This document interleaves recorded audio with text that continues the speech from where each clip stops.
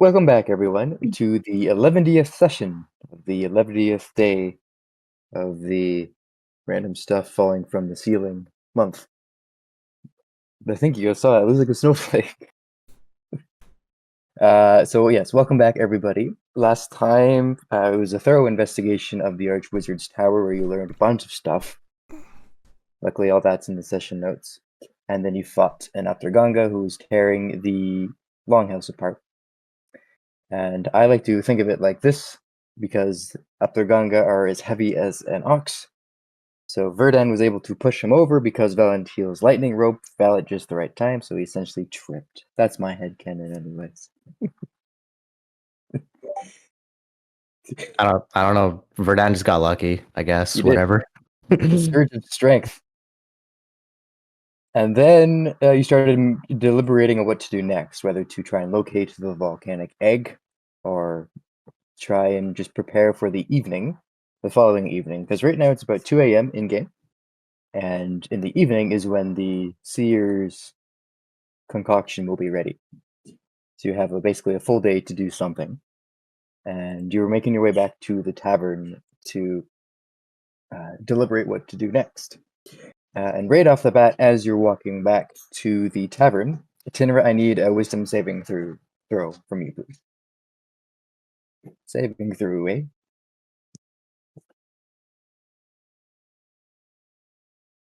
Just getting my dice.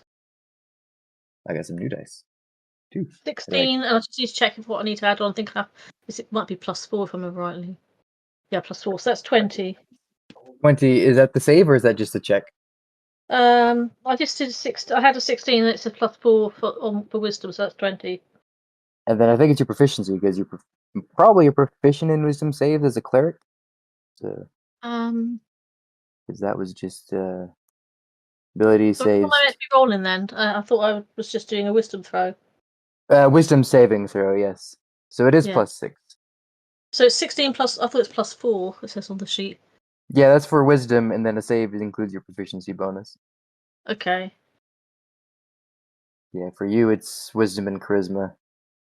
Okay, in that case it's 22. 22. Okay. Sounds decent. Hi, sweetie. Cute puppy. Oh, you want to say hello again? All right. What you doing? Huh? What you doing? There. All right. So you guys made it back to the tavern now. And as you deliberate what to do next, the sun's eye has not yet gazed upon the dales.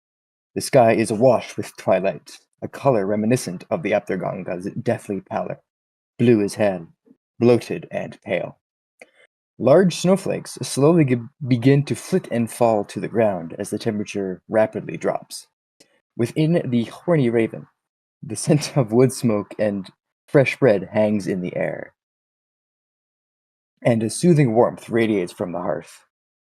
The tavern is quiet, save for the low rumble of conversation from a few early-rise sailors, their voices weathered by salt and wind, and the occasional clang coming from the kitchen. The true sparrow's cook, accustomed to galley duty at all hours, cheerfully bustles about the kitchen as you enjoy a very early breakfast of coney haunch, mushrooms, and bread. The true sparrow, just as a reminder, is, because I completely forgot, Joe's character's Brian ship.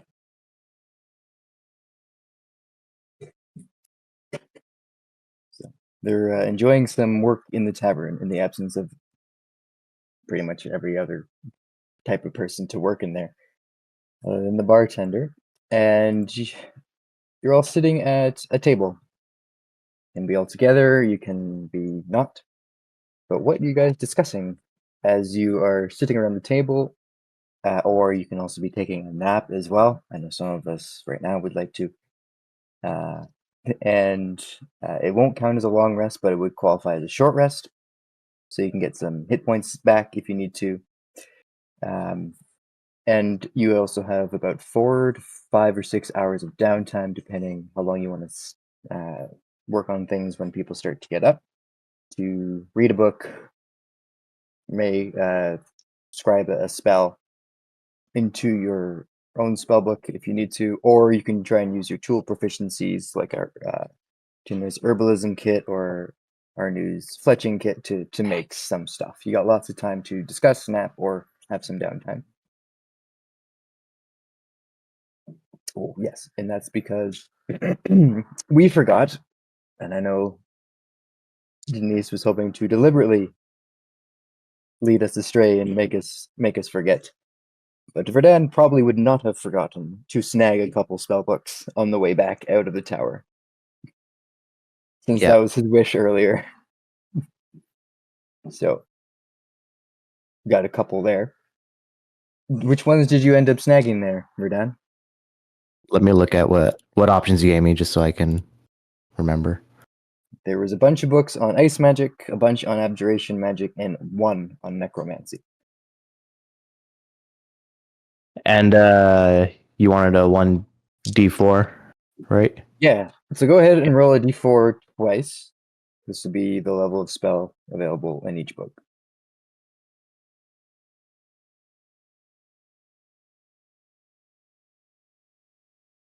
Uh, 2 and 2. Yeah, 2 and 2. Makes sense. 0 is cantrip, 1. So they're both second level spells.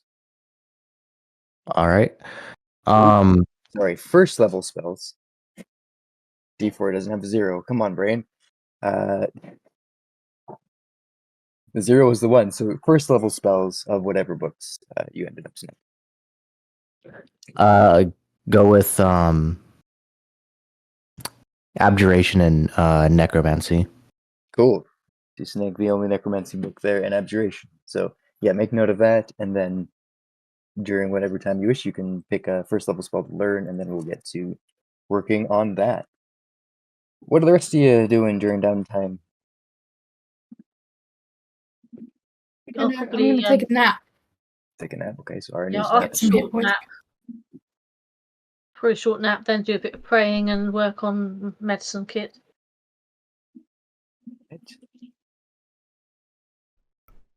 So we got I'm gonna sleep to go for a nap myself. makes sense. Before everyone goes to sleep, though, Verdan wants to open up a little bit. Oh. About yeah. So he recognizes in the tower his master's handwriting was on one of the notes. So he's gonna be like, "Hey, when I was studying under my master, we were studying the rot blight plague as well, and during this, Verdan had a vision. It was in flames, very fittingly enough, and basically he saw shapes that looked like hags and different locations. He saw a stone obelisk, spider webs between dark bark trees, 3 stone tablets, a raven skull, and a barnacle encrusted spiral seashell. So he didn't really know what it was, other than that he could recognize the hunched figures as a coven of hags. And he's bringing this up mostly because he's like, "Oh, my master's notes were in that tower, mentioning the hags. I think it was, right? Yeah. So he's like, "Hey, I guess my vision is really tied to all of this." So he just wants to bring that out.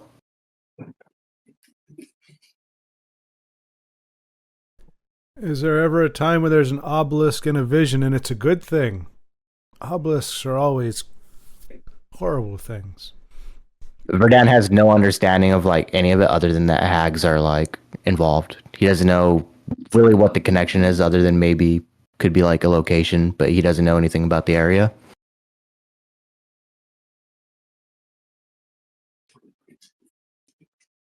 Well, they are definitely a problem we need to deal with. We've crossed them already.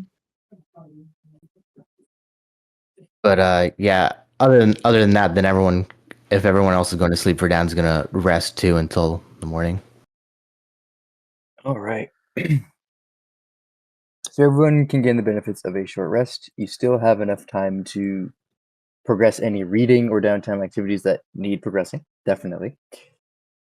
So until your 2 books that you're reading, becoming mega smart. And then I'm just do you trying to remember enjoy from your... last session. Did we agree to go anywhere on that day before we have to go inside the inside the unconscious lady's mind? Not yet. Because it just affects what spells I pick.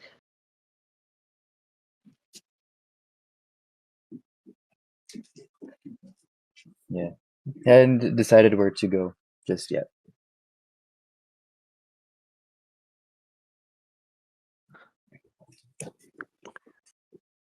Well, what is everyone else feeling as far as side quests, I guess, that we have, or things that we can do?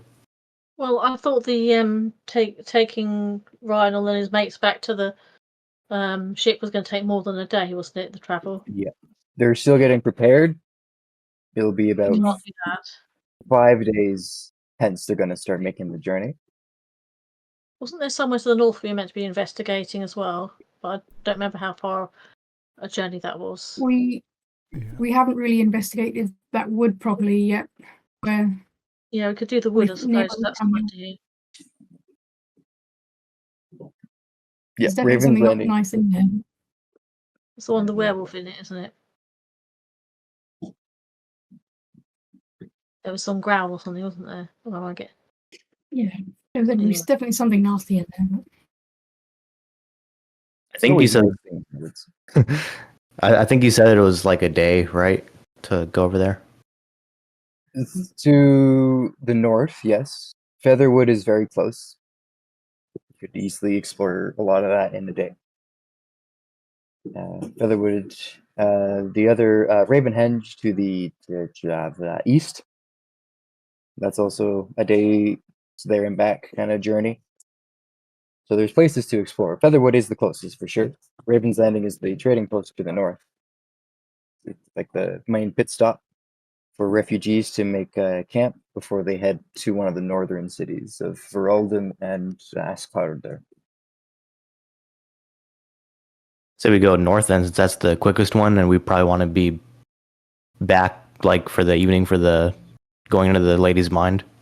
Yeah, essentially the north and east are the same amount of time, but a day's there and back if you push it. And Featherwood's the closest. Well, we don't know how arduous going inside her mind's going to be, so maybe we do Featherwood because it's closer, and that gives us some contingency time. Yeah, I agree. Otherwise, if we got delayed, say we got attacked on the way or on the way back, when we're going further afield, we might not get back, and we don't know what the window is for that potion once it's ready. Like a plan.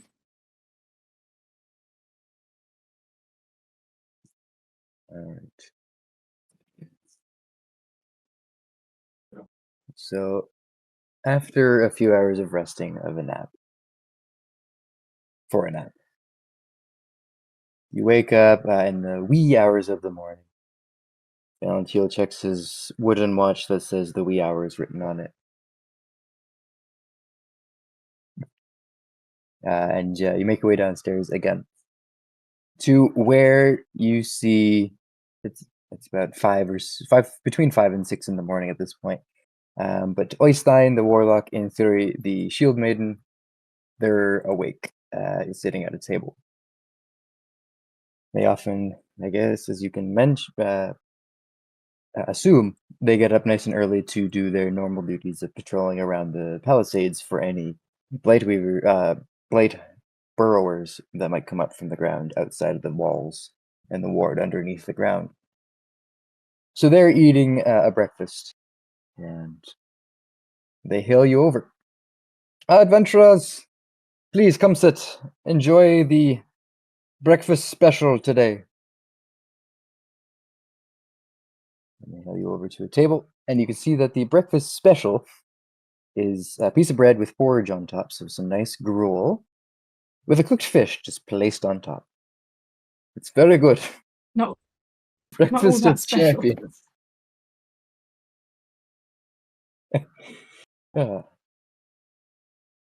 If this is not to your liking, I can tell by your faces you're not intrigued. We have made something for you.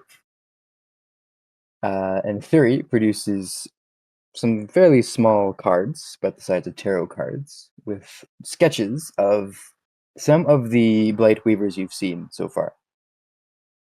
So you recognize some of them. You recognize the Burrower, of course. You recognize the the little skinny guys. They're just the typical rot blight spawn that like to swarm you and cling to the undersides of the Burrowers. And you also see the horrors, the Blight Horn horrors, that have the 4 limbs and the extra 2 limbs coming out of their back. And then he also describes this one here. This one is the oldest one we've seen. It's been evolving the longest, and this is the one that has just been called simply Blightweaver. They are the most intelligent, and they seem to command other spawn, and can even raise them from the dead if they fall in battle again. So these ones are very dangerous, very old, and it's only been about 3 years, but old enough. And then this one here, you see a very large looking one. It's about half a torso, suspended above the ground by very long spidery looking legs, and a like fluid sac on its back. And these are the ones that shoot out flesh webs. Very nasty. These guys work in tandem with these ones, and he points to a slightly more powerful version of the spawn. It's as if all the sinew of the creature is made out of spider web, stitching together a skeleton. So very misshapen. And these ones like to shoot tethers out. So if you become tethered and stuck in place, these larger ones, which we call flesh weavers, they like to spin you up like a spider in their web. So if these cards are yours, may they serve you in battle preparation.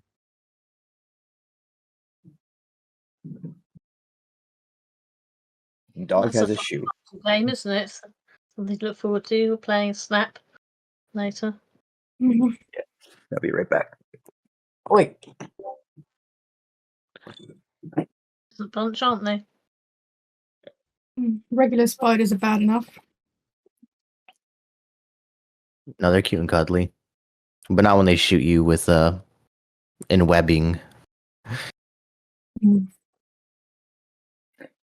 I'm sure you said terrible things about me. All right. So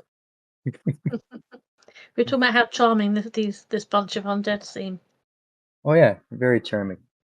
And then he asks, as Theory pulls out a blank card, now is there a kind of undead that we haven't seen yet? Anything you've seen in your travels that we may not have? Maybe not an undead, but there is a basilisk under the town. That's terrible. Yes, I remember. Haven't seen it since, though, which is strange. Well, it's still there because we heard it when we were leaving the tunnels. And It you would seemed- recall... Go ahead. Oh, muted. Mike, okay. But you guys would remember that you encountered the bar guests as well. They tend to hunt in packs.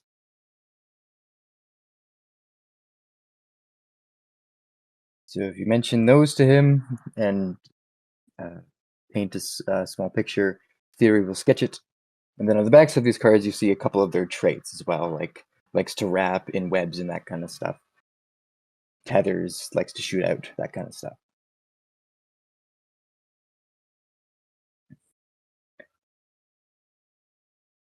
Right.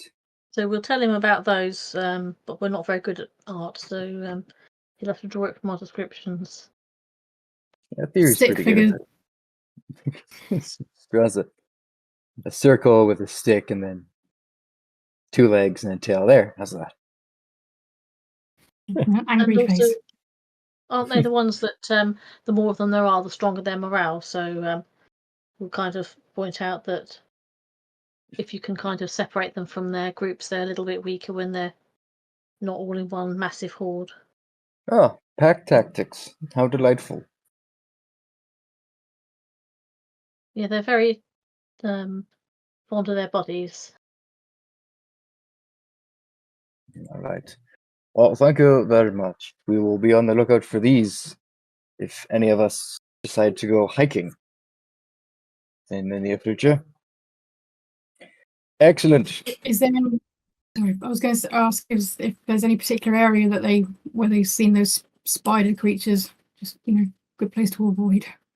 Well, if you It's gonna be plan really on, yeah, because I know you guys discussed wanting to go into Raven's End early, and technically there is a way. Mm.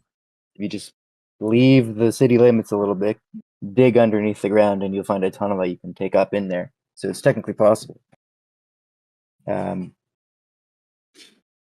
But we've only seen them on the battle maybe once or twice. But they like dark places. Mm. And possibly the woods. fantastic. But we don't know for sure. I can hardly wait. Excellent. Well, is there anything else you discovered on your journey? I know it was a couple weeks out there. There's a little demon-y thing that preys on people who have nightmares, wasn't there? Looks whinnies like a horse. I don't know what that is. But if it's living, we can kill it. Yeah, it tends to sort of come around at night time when it's dusk. So if you don't know anyone in your party is prone to nightmares, just bear in mind that it might be attracted by them.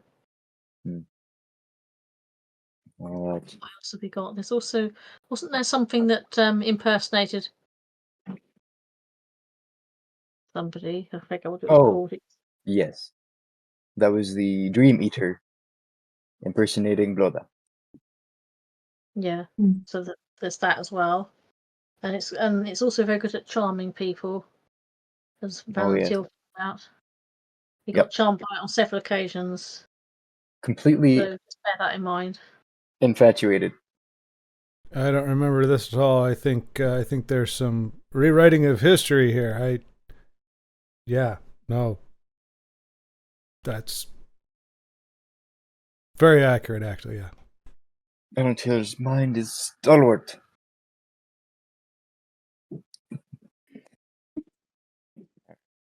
We also came across, where was it we had the storm of the necrotic? We came across a swamp and there's this storm of necrotic damage that you have to kind of avoid. Oh yes, Dark Matter. Lots of storms pass through as well, so you have to be mindful of that. Oh yes, occasionally looking off to the north we see leering skulls in the sky. That must be it. Yeah, very fetching, isn't it? And we've also encountered several people who like to throw potions. They're like witches. They like to hurl potions at you. So bear in mind that they're abroad as well in the land. Oh yes, the witches. There's been rumor of their presence around here. Some were even sent after Bloda, as she was doing her investigating. So if you're going to investigate those, I would try and seek her out. She's sleeping right now, but she'd be the one to talk to. And of course, we have also met the observer when he was on his travels away from the town as well. And he rides this winged thing that looks a bit hornet-like. And at the mention of him, the observer kind of wandering around outside of the ward, Oystein narrows his eyes, like, You say you've seen him outside of the ward? We've only ever seen him inside. He's never left. Yep. He seems to come and go at will. We suspect he might sometimes leave an illusion to make it look like he's still watching you, but he does travel around quite a bit. And we also met somebody on the road who'd seen him too. He actually fought him at one point. This is troubling news. Fury, we need to patrol the ward immediately. We need to find that weak spot. If there's a way out of the ward, we need to know about it. Well, let's finish our gruel, our breakfast of the day, and we'll get on our way. And I wish you all a good day as well. Thank you. Enjoy your gruel. Oh, it's mighty delicious. Especially with the fish on top. It's the extra touches. I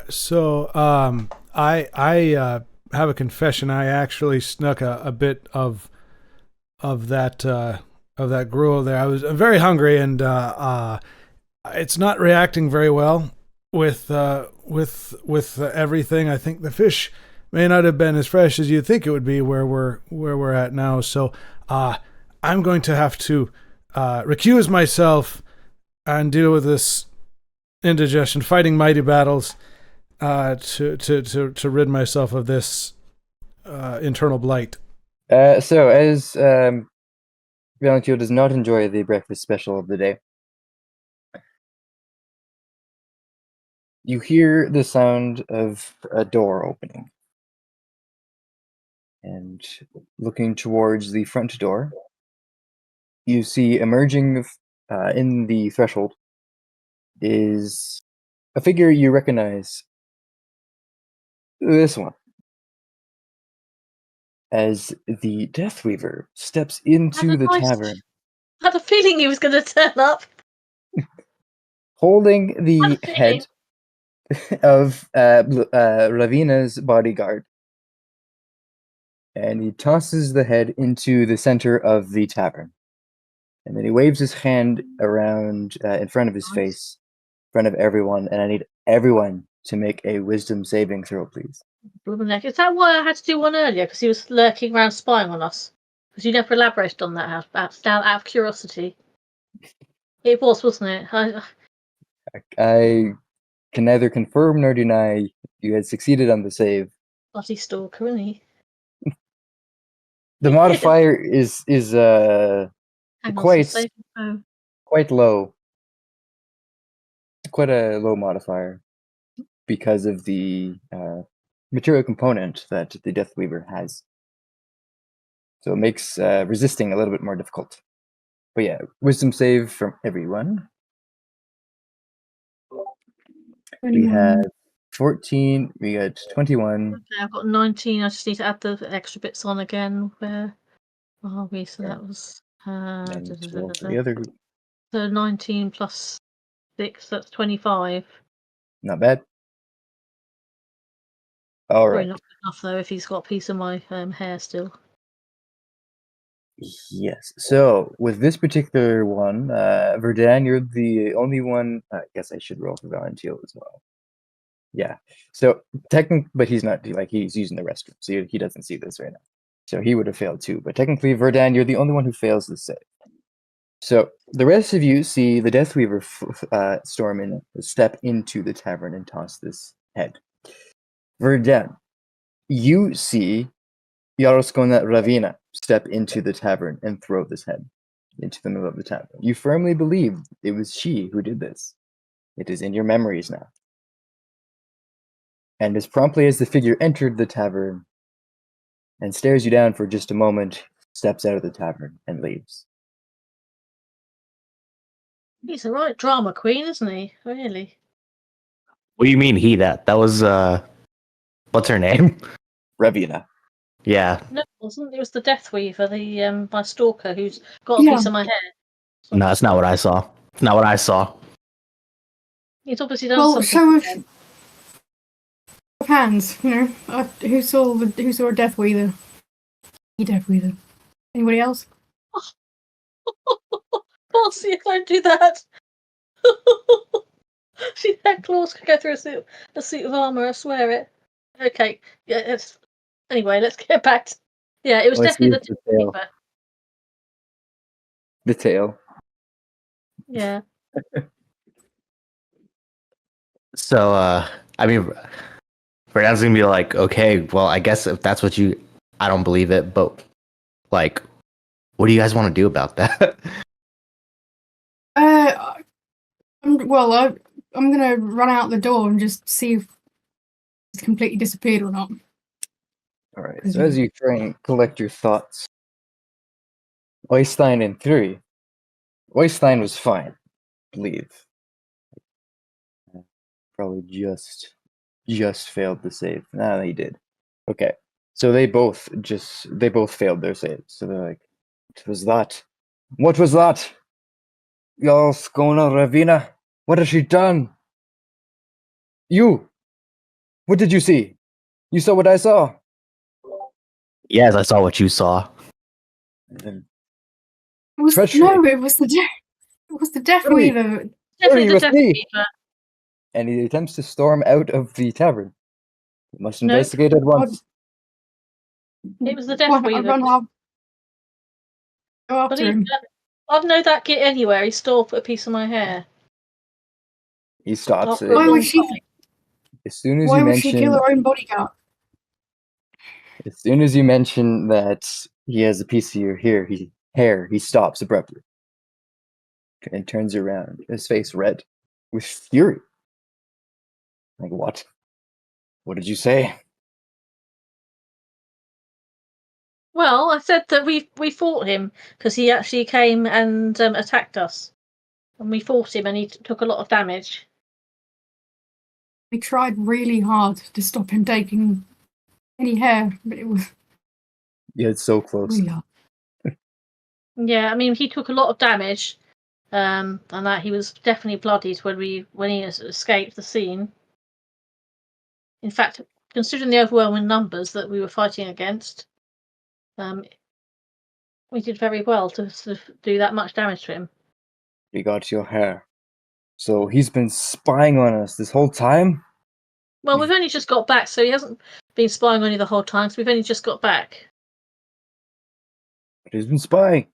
You've put the entire village in danger, like the cat, to your Ow. legs. God's sake, Marcia. He's already Keep it started in game. stacking Keep it in the dice. Yeah. That's like, calm down. Oh, Well, he Well, hasn't up really been spying on you, has he? Because you thought he was standing there watching you all through the barrier the whole time anyway. As we made it's it clear clear, that's you an haven't had a illusion. hand in it at all. all right. So there's a couple ways we can go about doing this resolution to Oystein's situation. If you want to just roll, because there'll be some type of roll, so there'll be a persuasion check. So you can roll the check now, and then role play what that persuasion would sound like after the roll, or you can say what you want to say and then roll after the fact. And there's two of you saying the same thing, so you can either both roll or one of you has advantage on the roll. Whichever you want to do. Who's got the best My charisma? persuasion isn't good, so Let's have a look at mine. it Come on, might be good Marcia, to. calm down. Persuasion, I've got +2 on it. I've got Ouch! -1. So Like, calm down. Well, I might as well have maybe a I go. can. I assist. Give you advantage. Yeah, I have to put my dice away, so I have to get it out again now. She keeps dribbling them along. She thinks it's for her. I'm just picturing the cat. Like, are you gonna Gesture wildly and nod along vigorously to everything you're saying. Rodan, this can affect you too if you want it to. 17? Calm down. Oh, hang on, I've got to add 2 onto that, haven't I? Yep. Where are we? That sounds like Yeah. it's 19. 19 then. All right. So with a 19 on persuasion, Oystein seems to calm down, relax his shoulders, which have been tensed up. He's like, all right. It seems like he's been one step ahead of us this whole time. Yes, because he's. We think that he's playing with people's minds, because when we first came here and we were talking to people about him, they said that he never moved from where we were standing up watching the town, and that was why he was called the Observer, because he just stands and observes what's going on. But we've definitely seen him out and about, and we had reports from other travellers that we encountered that they've seen him flying on this winged beast as well. So he's definitely either tampering with people's memories or has an illusion that he's there when he's not. This is troubling news. Well, you must, at the very least, remedy the scrying situation as soon as you can. I don't know where you're going to. Maybe the seer knows something, some type of magic to help with that situation. The other option is to track him down and acquire your hair. Why is he British? A little bit. Acquire your hair back. What, you think he's Impossible, keeping it as a surely. memento, is he? He's not burnt it or using some ritual then? You think he's still holding on His to it? pockets with a pair of tweezers. Probably makes it easier for him to spy on you if he has something of yours. He certainly seems pretty confident because I mean, that was quite an inflammatory thing to do, to just walk in like that, making it clear he's got past the wards. Yeah, hmm he's definitely gotten much bolder.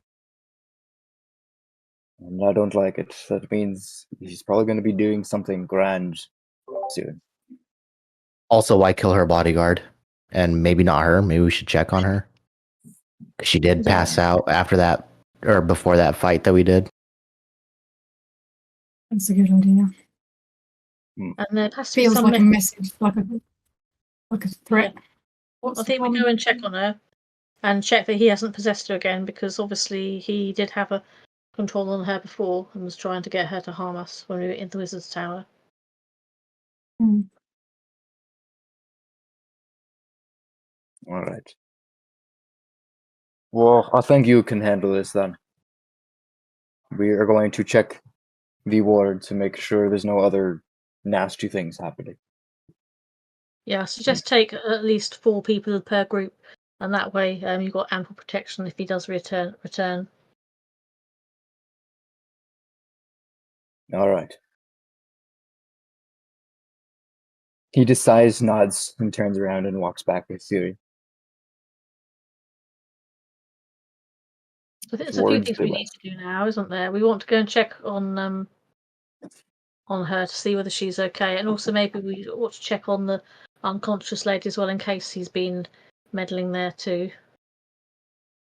All right. So you make your way to the longhouse then. And the sun's eye is now starting to gaze across the dales. As people are starting to mill about the longhouse. And they seem to be none the wiser of what just happened. Seemingly, at least. The only offhanded comment, and I forget the guy's name, but the bodyguard's name. Has Varg returned yet? He just went to go to the bathroom, and now I haven't seen him. What direction did he go in? I'm just because of not knowing where that is. Just wondering if a clue as to where the observers come from, what direction he came from. Oh, yes. Hello. Good morning, adventurers. Yes. Well, if you would like to investigate where he went, he just gestures to the back of the longhouse, the back door. Just kind of exits towards the far eastern wall. I usually like to go there. There's not exactly a latrine in this place. Well, there is. He just doesn't like to use it. I Maybe he wanted to fell ask as asleep. well. Obviously, we've been progressing there, but before we did progress, did Arnu notice any tracks or anything to show the observer any prints in the mud, or did he just kind of vanish once he disappeared out the door? Good Because point. Arnu's the best tracker. Make a survival check, Arnie.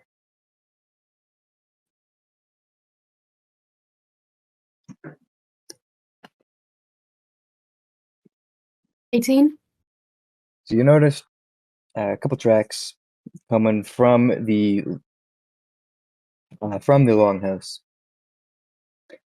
and then entering the tavern. You can distinctly determine whose footsteps they are. They're heavier footsteps, and it's starting to snow a little bit as well. So it is quite cold. It's about minus 14 Celsius, whatever that is in Fahrenheit. Oh. So it's quite chilly out here. So you're realizing, perhaps we need to actually get winter gear now. Luckily, there is a general store nearby that's out of commission, but probably still has product. But you notice that his footsteps are much heavier, so they sink further into the ground, and you see those sets of footprints coming from the longhouse direction into the tavern, and then out the longhouse and heading towards the west, the ward. So you definitely just walked. Okay. That's useful to know. So he didn't bring his beast inside the ward, then it was just him. Unless the beast landed on a roof of some sort. Yeah, I suppose it's possible. You'd like to think people would notice a huge winged hornety thing, though, wouldn't you? I mean, I know it's dark and all. Still, it's good to know he's not just teleporting about. Alright, and as you continue with tracking those footprints towards the longhouse, excuse me, you pick them up as you start to make your way to the eastern palisade wall. And there you see another set of footprints out in that direction, starting to be covered up with snow. And then the deeper imprint of footsteps, a little bit more fresh in that direction. And upon following the footprints to their end, you definitely see on the snow is turned red, but the body is not to be seen. Looking up, you can see a little bit of dripping on the palisade wall, however. So it seems like the body was unceremoniously just hefted over the wall. And then you can recover it if you want, or just let the folks know. Can we But see hey, the we body found where him. we are? Mm, Can we see you can it? peer through the cracks of the palisade. You can sort of make out Varg on the other side. Yes, it's a headless body in terms. Just thinking of whether it resurrects, but I suppose he's got no head. It can't really see to attack anyone. I think let's go and tell people. Does it also need to be burnt? Yeah, it might need to, but we need more than one person to arrange that. So I think why don't we go and let them know? And also, I think the unconscious lady's in the longhouse, isn't she? So we check on her as well, see has any sign of tampering with her. Mm-hmm. You make your way back to the longhouse, and you can see the heavy-set footprints don't make their way to the longhouse interior. They seem to kind of start from the western side, or if you were to follow them, you can kind of see they came like a big circular route as you circumnavigated around the edge of the palisade wall in order to remain unseen in the night, but did not enter the longhouse. And getting inside the longhouse and looking around, you can see quite clearly that the Skona is now up and about enjoying her breakfast. She seems to be fine, from what you can tell. And as you approach, if you were Worth to, us telling her that he tried to frame her. Otherwise, if people think twice about it and decide to not believe us while we're away, they might attack her or something. that is troubling news. Poor Varg, he was such a loyal follower. I'm you have still a any bit reason? rattled. Yeah, but from do the you night before. know why he would have impersonated you? Any reason you think of why you would want to put the blame on you? Let me roll for it. Roleplay. Dice tell the story with a 3. I'm still a bit rattled from the night before. I'm not sure why he would try. I know it's very clear that he's been after me in some capacity, but why he would want to frame me for this doesn't seem to be his style. He seems to But want to exhibit control more. I guess this is a form of control and manipulation. it is a form, yeah. Could it be that you're the only one who knows where the egg is, and that's why he wants you out the way? An volcanic egg. I don't know if he's after it or not. It is just a relic of the past. Something that's been a family heirloom for generations that is worth a lot of coin. But that is it. It has no serviceable use to anyone outside of that. which is why we don't mind offering it up as a reward. Oh, clearly not the time to tell her the stories we've heard about it then. I think just look innocent while she's Possibly saying not them. at this point. Mm. So, Verdan, your memories say that Ravina was the one who entered the tavern.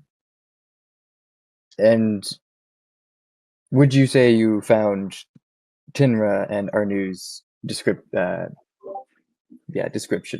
valid enough to kind of make you reconsider your own memories? Or would you say Verdan is still firmly seated in what he believes in his memory? He would be more convinced, but he's very stubborn. So he's gonna agree with them, but like for sure in his memory, he's like, I mean, I know what I saw, you know. But he's like, okay, I can believe you guys. Clearly there's something going on. And they've encountered him before. Verdan really hasn't, so he doesn't really know what it's capable of other than what they've just said. Mm-hmm. Right.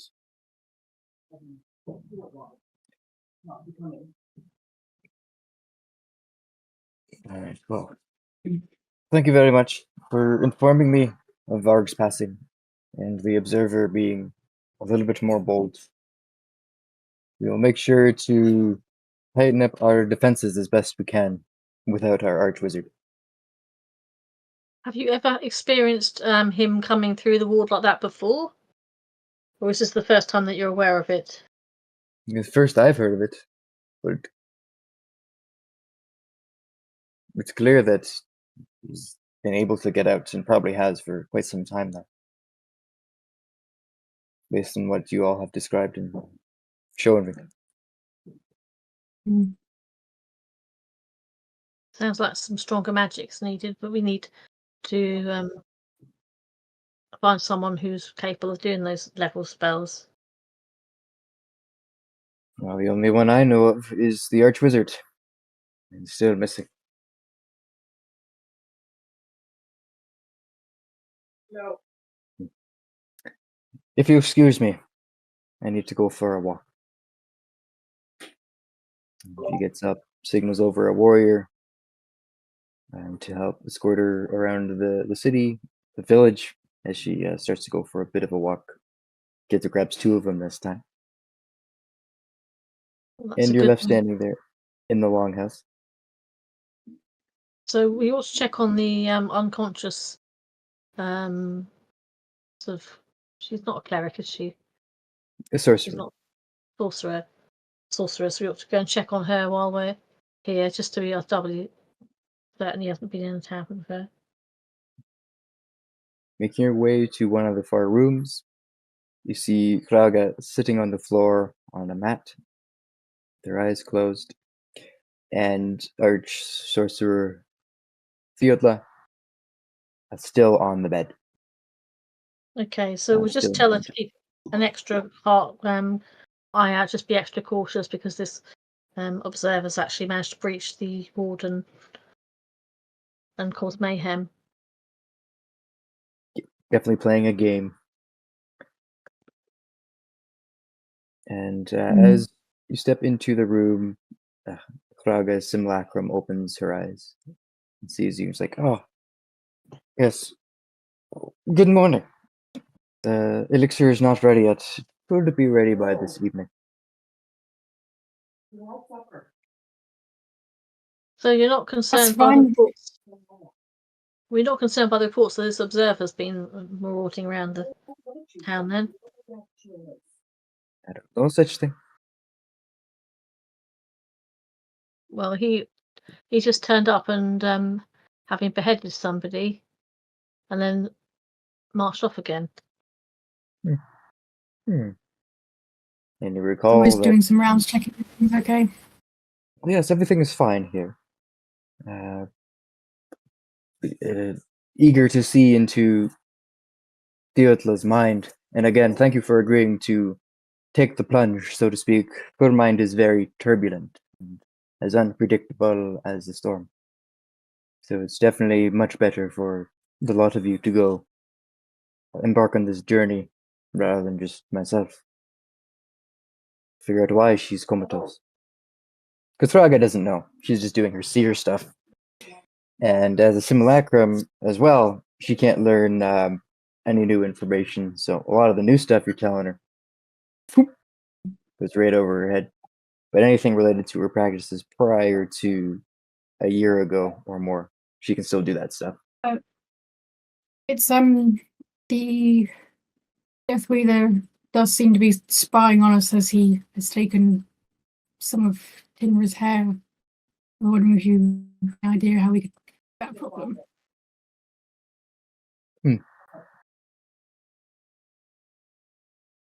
Well, I'll see you this evening then, adventurers. Did you? Okay. At home, am I here? Is physical incapability of learning any new information. Right. Okay. Maybe we approach this a slightly different way then and ask, have you ever had to block somebody from scrying your whereabouts without your consent? Oh, yes, absolutely. That would be a spell called non-detection. Do you know how we would go about learning such a spell?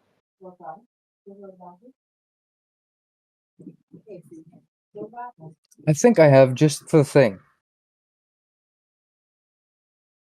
And she will get up and start walking towards her hut. You can come with me if you wish.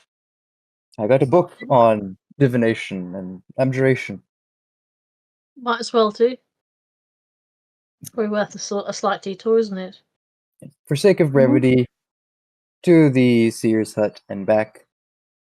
She gives Tinra a very small little scroll rather, on that type of magic, and one of the spells is non-detection.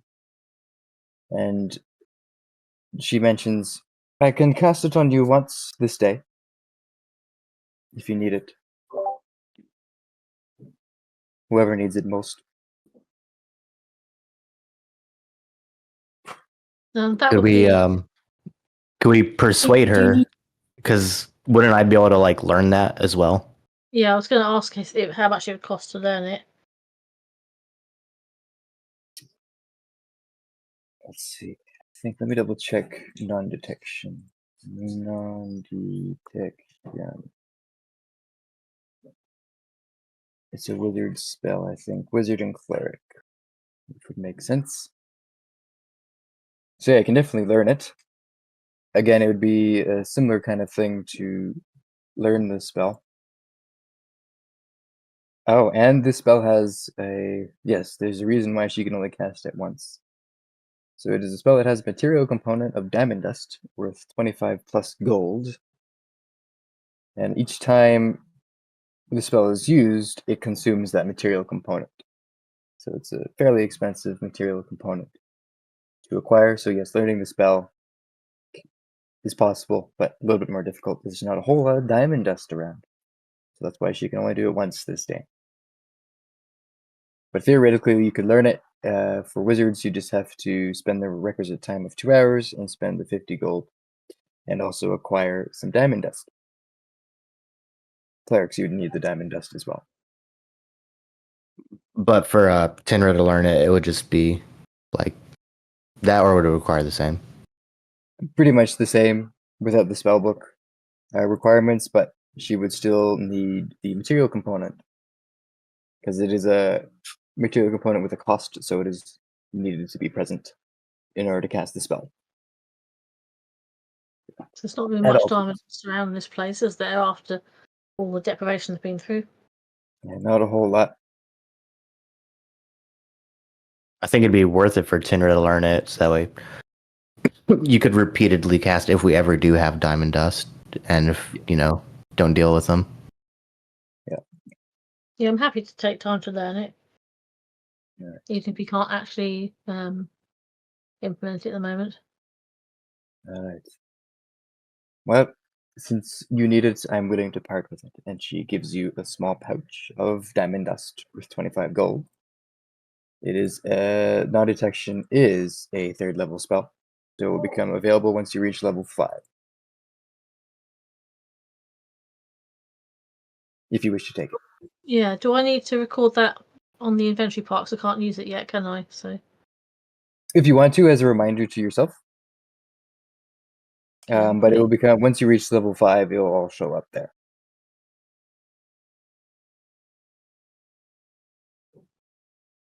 All right, is there anything else I can do for you?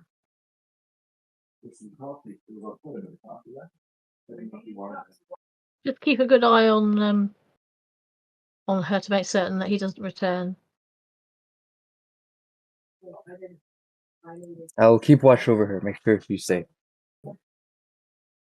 Thank you.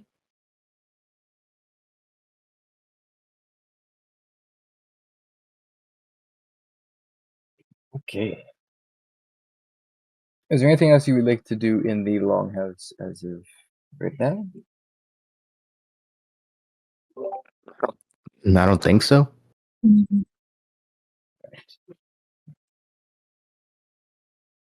No. So, sounds good.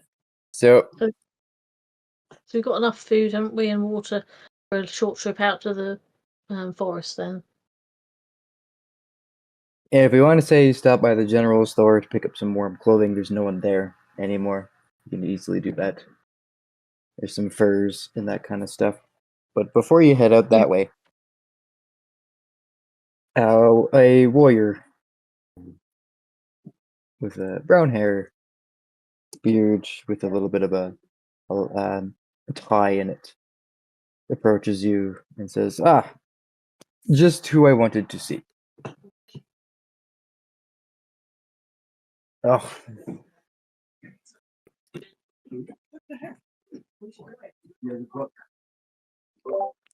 I guess we'll find out who he wanted to see in a moment. she's crazy. Mm. Oh, Cedar's being a little stinker. She likes books. All right. Yes, the warrior approaches you and says, "Just who I want to see." Does anyone know about that puddle of viscera on the dungeon floor and how to clean it up? We're having some trouble. What type of trouble? Well, there seems to be a large stain of viscera, for lack of a better word, on the ground. We're cleaning up after the Aptarganga's mess, and there's a bunch of metal bars all over the place, ripped out of the walls, bent at odd angles. We're just trying to clean it up because it's currently unusable. But I know there was a thief down here, and there is no longer a thief. Just a big old puddle where a thief used to be. You should probably try burning whatever pieces there are left there until they turn to ash, just in case. Mm.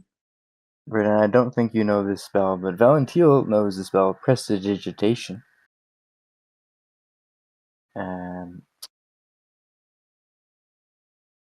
Which basically allows him to either soil or clean an area.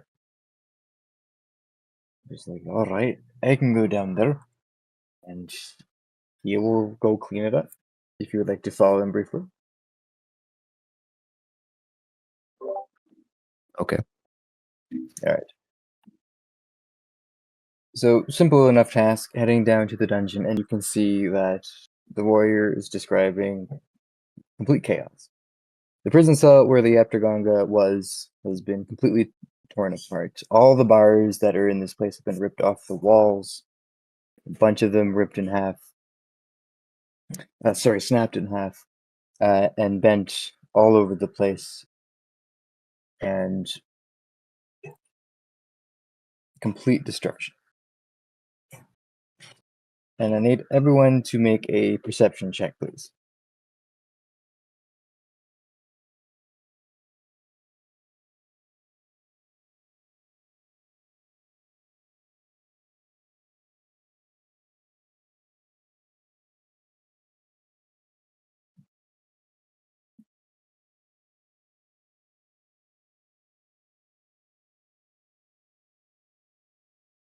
I hope somebody did better than me, so I got a 4, so plus another 4, so that's 8. Got a 21. 21's not bad. Got 21. All right. So those of you who got a 21, you, despite the cold air down here, you feel a draft of slightly cooler air coming from the far right-hand side of the room, closest to the longhouse. Because as you came out of the longhouse, you descended these stairs. Because the doors have also been ripped off. It's like one of those cellars, the doors that you walk down on the outside. And though the doors have been splintered, and the draft is coming from the far right-hand side of the room. And heading over in that direction, you can see there's a small hole in the wall, from which the draft is coming. It is very dark, but I think you have dark vision. So you can peer in there, carrying your 21 over, and you can see that this room is pretty much empty. How far is your dark vision? 60 feet? Mine, I think mine's 120. That's what it says. 80 feet. Oh, that's ridiculous. All right, so peering into the hole, you can see around. You can't really get the angle on it. So if there is something in here, you can't see it. But I need everyone to make a percentile check, please.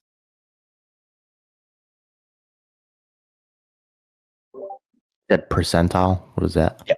That is the left-hand side. There's the two d10s beside each other. It'll be 1 to 100. Is it not the D100 dice then? 'Cause Oh, I've got- okay. Yeah. I've Mine's got glitched out and it only shows one. Oh, there should be an option for the second one to be there. It should be above the d10. I got a 5. I've got 80. I So don't you know just- what. Just rolling one of them. A 5. Yeah, D100. 10. 10. Should be 2.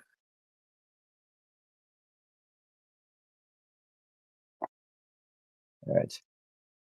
Yeah, so peering in, you can't see anything within the room. With the 5.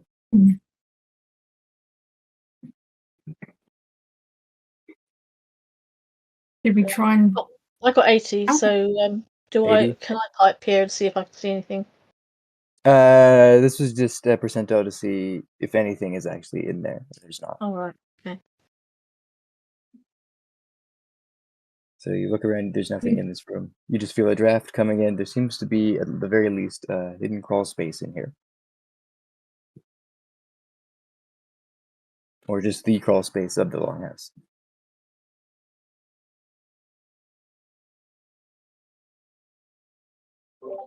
Are we able to just break through this a little bit? Maybe we can see Yeah. like a little more. Yeah, you can break through it, or if you want to see if there's another way to get in. You're welcome to make an investigation check. All right.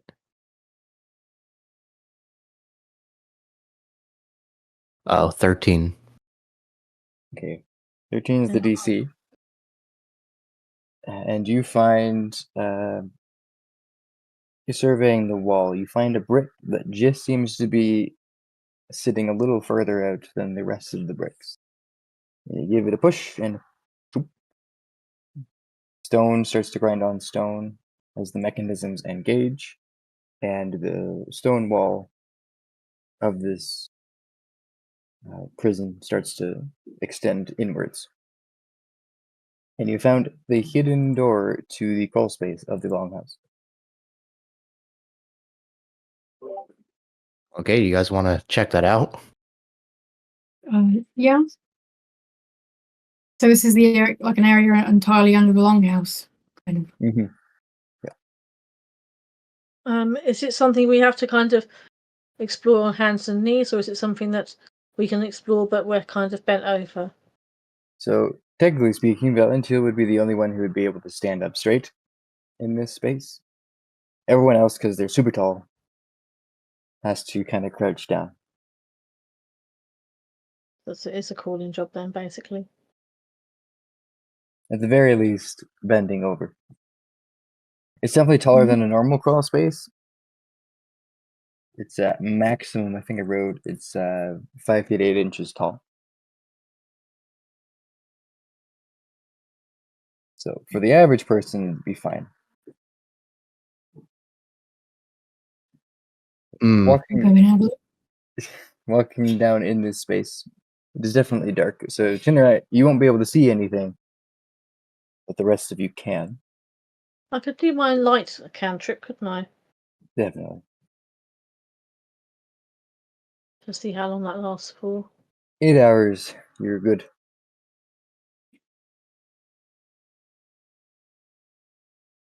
So as you start to investigate this space, there's only one thing of note you find down here.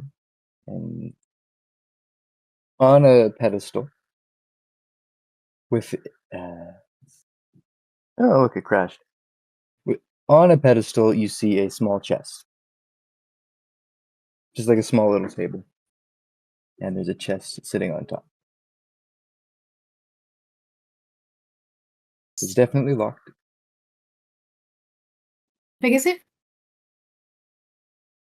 Let's see. It is about 3 feet long and about 2 feet wide, and similarly about 2 feet tall. This isn't possibly going to have the egg in it, is it? Well, not until you open it.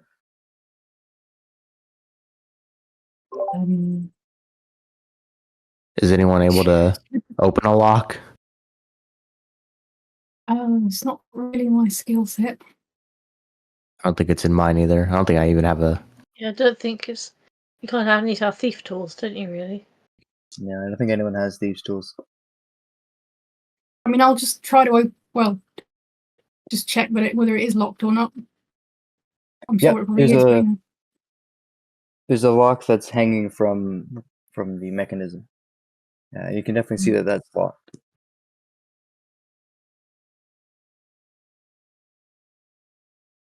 But it is a lock that's hanging there, and it's not built into the chest.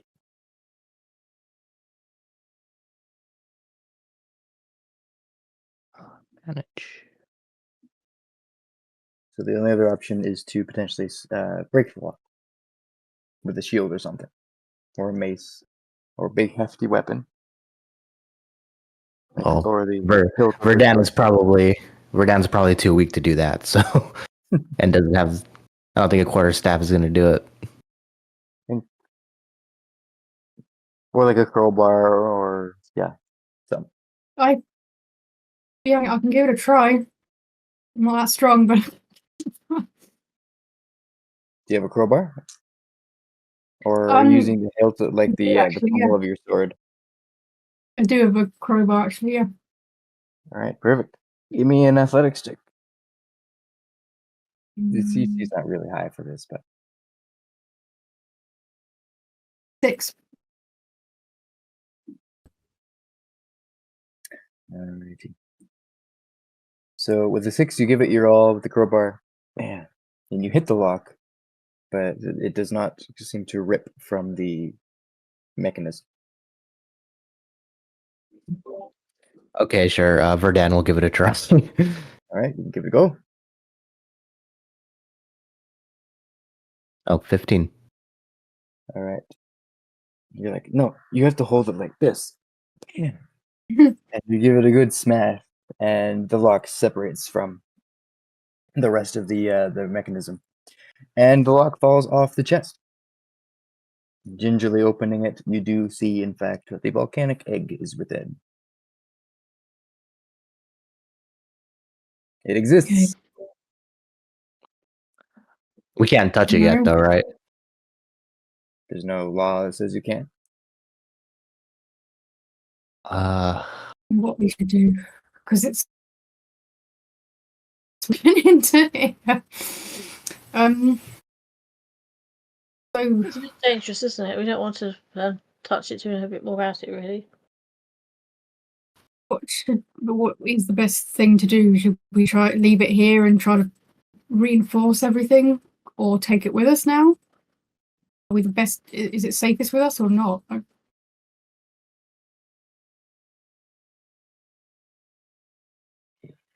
If we found it fairly easily, then probably others would as well. But then, if we take it with us, we could start being influenced by it. See there. Yeah, they would probably treat it as us stealing it. We should probably figure out how to reinforce everything again then.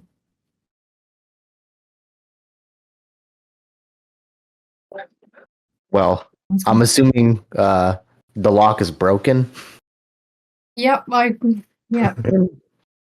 Oh, Do you have any way to magically lock things? I do not know that spell.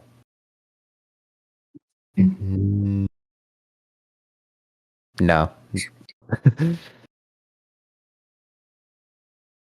So, like, at the very least, I think all we can do is just close the wall back up. That's really all we can do, I think.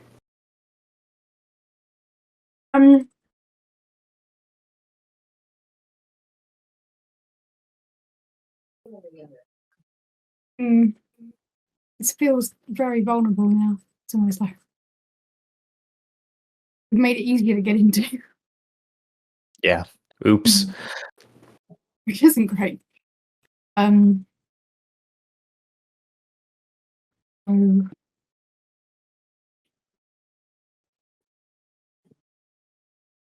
forgot her name now, but if the leader has gone on the walk, if we can find her and tell her that we've sort of, you could say we've just discovered a weakness. That this was kind of already like this a little bit, and that it needs to be closed up and reinforced. Yes, I agree. I don't think any of you have Like mending. that, we got. prepared. Sorry? I don't think any of you have mending prepared. No. I don't think so either. Let's see.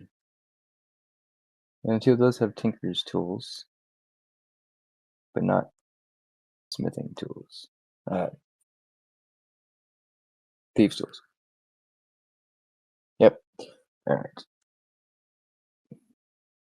So yes, the lock is broken on the chest. Currently.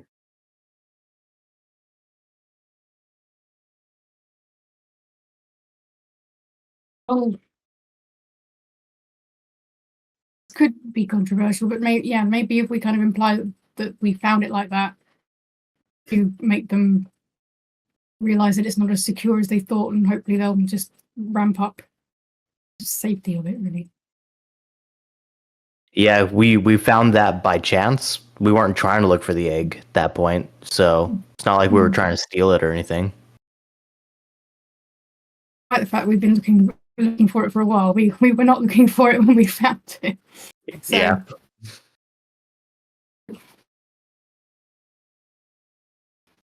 Okay.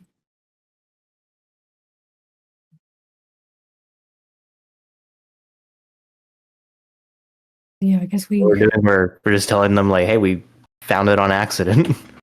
Should probably secure it.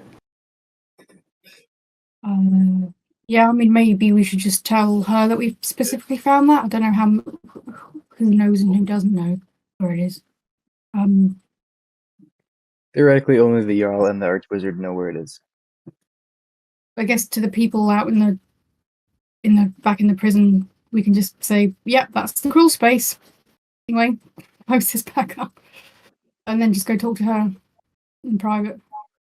Oh yes, forgot to mention they did leave you to clean up the mess because you said, "Oh yeah, I got a way to clean it up." So they walked out to do other things like patch the roof and the walls and the support beams on the porch outside. Well, I think we should take the. Are we able to take the chest with us, like to at least give it to her directly? because I don't want to like just leave it there. It's a fair point. Is it maybe Tinra shouldn't come with us because if she's currently a conduit that he's able to spy through. Maybe if we just take it with us, go see the Jarl, explain, but she stays in the prison area and see where it ends up going. Yeah, I think that's the way to do it. Okay. So what we'll do then. All right. So you're taking, just for my benefit, you're taking the chest with the egg outside to try and find the Jarl. To tell her, oh, it was like this when we got here. All right. Trying to deceive. All right. So everyone froze for a minute, so I didn't hear whatever was told. Are you going and I'm not going because that way he can't see. Yep. That's right. All right. So the two of you, Verdan and Arnu, take the chest, walk out, and try not to hit your head on the lower hanging wall as you exit the room. And Tinra, as they leave, what would you like to do in this space? Would you like to head out back to the longhouse proper, just within wait, or would you like to look around some more? I'll look around some more in case there's any clues or anything that we've overlooked. All right. They'll meet me back here, won't they? So yeah, go ahead and make either perception or investigation, whatever you'd like to do. And the two of you guys, let's see. Well, she's going for a walk, and it hasn't I'll do been a that long. perception check.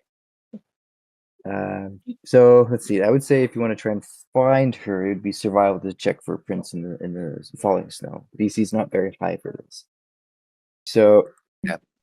I think with Arnu, with the DC being something between 5 and 10, because there's fresh snow on the ground, you don't need to roll for this one, because you can see the distinct tracks of the Jarl Skona and her two bodyguards. And after about 10 minutes, you manage to find them. And sorry, Tinra, what did you roll on your perception? It was 13 plus 4, so it's 17. 17. Yeah, with the 17, there doesn't seem to be anything else down here except this being a space to house the volcanic egg. Okay, so I've not noticed any hidden compartments in the walls or anything. Yeah. No hidden compartments in the walls. No creepy crawlies down here. Okay, I might as well go up top and just wait All right. for them then. So Arnu and Verdan, you find the Yoskona carrying the chest. And you basically approach their with their backs to you.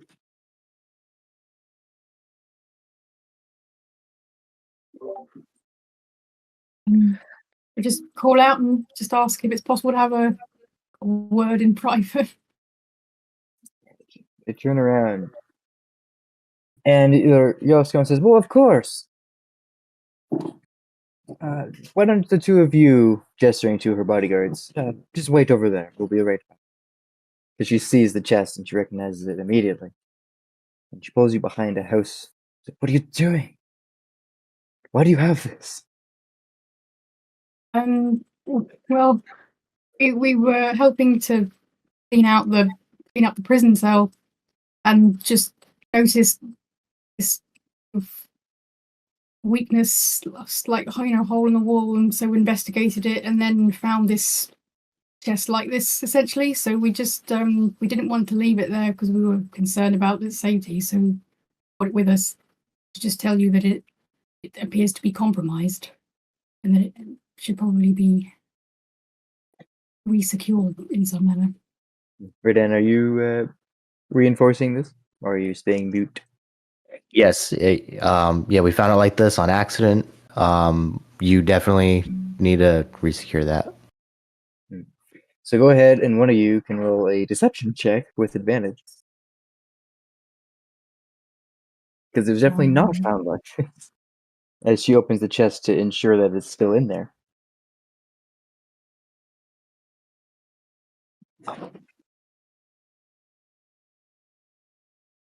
Okay, I'm 19. gonna. I just rolled it. Yeah, 19. Oh, not bad. Alrighty. I need to double check one thing real quick. I go over here, and then I go over here. Then I need this.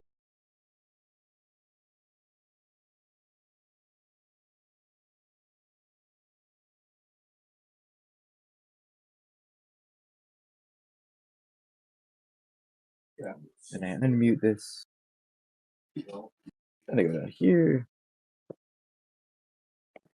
Okay. All right. So yes, with the 19, she opens the chest and says, "Found like this, eh?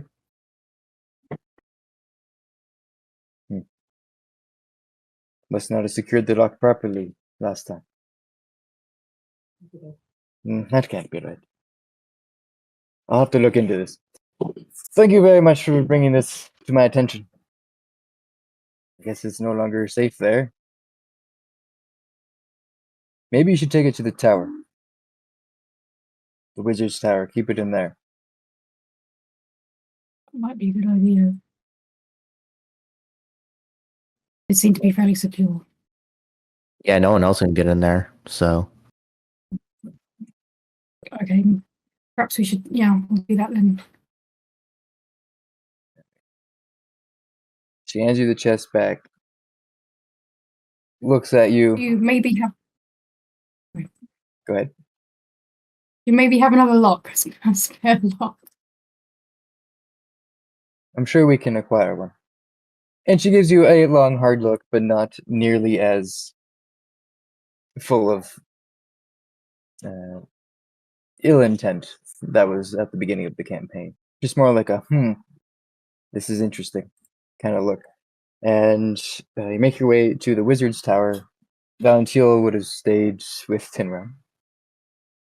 But you guys would know the password by now. Easily enough done, and after about another 10, 15 more minutes, you all reconvene outside of the longhouse. As the dawn is in full swing. You guys. Okay. are we ready to head to Featherwood then? Yeah, I think we ought Yeah. to go while it's daytime, and that just in case there's any nasty creatures that come out for night. All right. So before that, you make your way to the general store. And I need everyone to make a quick investigation check because we have some very tall people here in the party and some not very tall people that live throughout the town. So if you're going to be able to find something that's going to fit you, it's going to be a little bit difficult. So we'll just see how well that goes. 14. What's my investigation? Yeah, got nothing. No pluses for And- that, so mine's 14. 10, 7. And 7. Okay. So, Tinra, you managed to find something that fits pretty well underneath your armor. Aranu, you managed to find some type of overcoat, but the sleeves are just a little bit short. But it's something at least.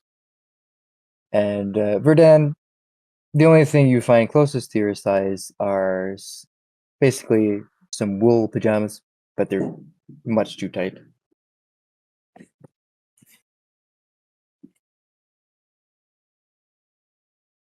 But perhaps with some modifications, you can make them work.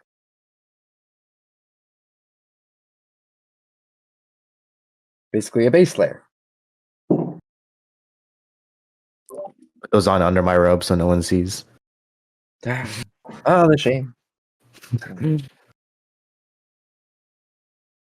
All right, Did we so slightly scavenge warmer. something for Valentine for when he's feeling better as well?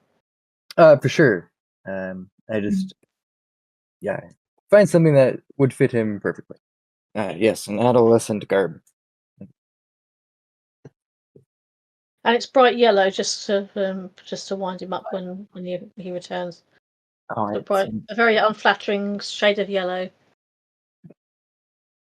Who would ever dye a wolf's pelt this? Oh well. From attention seeker, I guess. All right. So you find a wolf's a nice warm piece for Valentine as well. So you're definitely much more geared up for the colder temperatures and not needing to make constitution checks to see if you start to be affected by the cold. And you start making your way to Featherwood. And before we get there, I just remembered, Thinra, during the downtime at the beginning of the day, did you want to go ahead and use your herbalism kit to make a healing potion? And Arnu, did you want to make a Yes. few arrows? Yep. All right, so I'm going to need a tools proficiency check from each of you. For the medicine kit, the healing herbalist kit, that's what it is. I would say wisdom would be sufficient enough. So you'd roll d20 and add your proficiency and then wisdom. And for our new, you probably have the know-how to make these. So I would say Dex is going to be the key stat in putting these together. Mhm. So dexterity plus proficiency.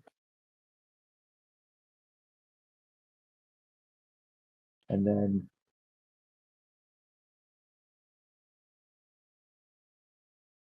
So I got 12. That's plus 4, so that's 16. Plus 2, that's 18. you pull out the materials to make a healing potion, which in my games are called Earthshine. So you make an Earthshine potion, Okay. which you have all in your herbalism kit. Some grass stems, an apple that's starting to look questionable, but you manage to cut off all the bad parts and make a sufficient healing potion. And then Got an 18 as well. yeah, so you manage to now you can use the entire Fletcher's kit if you'd like to make 10 more arrows to fill up the Yep. quiver, or just make however many you need. Now, say with an 18, you can instead make as many arrows as you want, normal arrows, or you can go ahead and roll a d6 and you make some specialized arrows instead.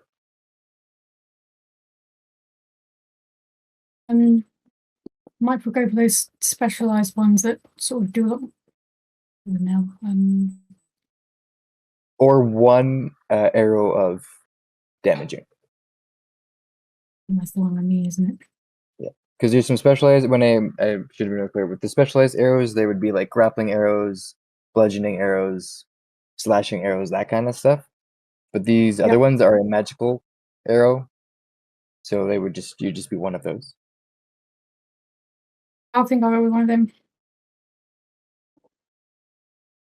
I'll roll a 5 anyway.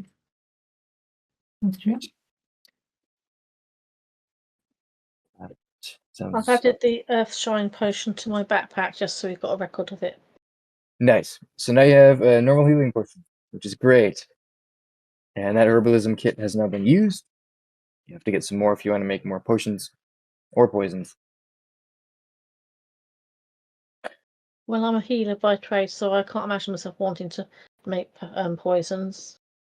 But yeah, I will have to look for a replacement at some point. So as you approach Featherwood's edge, leaves buried under a thin layer of snow crunch beneath your boots. The trees, primarily Scots pine, interspersed with wych elm and grey alder, stand naturally close together, their barren branches decorating the canopy. The undergrowth is a mess of hazel, ferns, thorny brambles, their green hues lost within winter's grasp.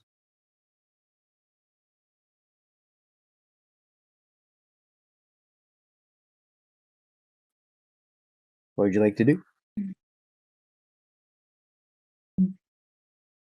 Well, are we going with the same marching order when we're going in there? Myself next to Arnu, because Arnu's a tracker, and I go next to magical defense. Are people agreed on the same marching order as normal? All right, so Arnu, then Tinra, and then Verdun, or Arnu, Verdun, then Tinra at the rear. I kind of want to be at the front because, but next to Arnu, so that we can both defend. All If right. Verdun's prepared to look after our backs. I guess Verdun has decent perception if he wants to notice something behind him. So that works. Yep. All right, so you make your way into the Featherwood. Is there anything you're looking for in particular when it gets started with? The floor is yours, as they say. How much are there lots of leaves underfoot? I mean, I'm just thinking in terms of would we hear something approaching, and is the ground wet or dry? Just so we know what we're dealing with here in terms of terrain. Yes, so there's only a thin layer of snow, so as you walk, you kind of stir up leaves. It's kind of Okay. hard to be very stealthy. So you definitely can't be quiet in the sense that you would have disadvantage on any stealth check you'd make, but so would any creature here. So Okay. it's not a stealthy environment with all the leaves on the ground. Okay, I knew you were about to say something. It was just an interesting, wasn't it? Because we found both the sorcerer and the wizard kind of on the fringes of it, with Yeah. everything. So yeah, that's generally investigated. correct. Is here. Kind of like the southwestern side of direction of Ravenhorn is this forest. And yes, you definitely did find the Archwizard's orb and Theota's comatose body in a bush just inside Featherwood. You recall at that time you also saw some tracks belonging to a Draco bear cub. If that creature is still here, there's a cave nearby where it would be resting or starting to hibernate by now.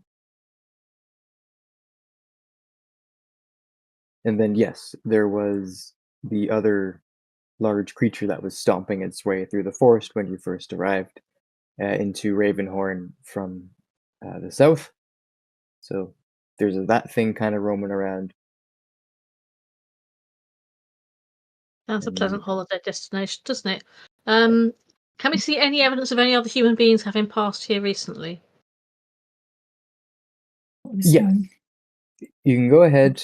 You see some tracks on the ground for sure, but I still would require a survival check from whoever's leading the front. A what check? A survival. Survival check.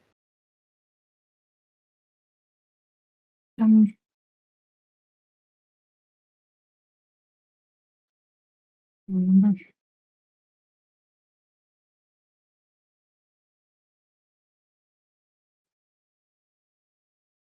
Okay. 13. Yeah. So as you're walking around the forest, you start to see some more tracks. You see some rabbit tracks in there, fresh ones. You see the tracks of some what appear to be wolf prints in there as well, and you also see deer hooves, but only one set of deer hooves running in the direction you're following, actually. And after about 10 minutes of following whichever tracks you'd like to go, because you do find, of course, you find human tracks as well, going in the same direction as the deer.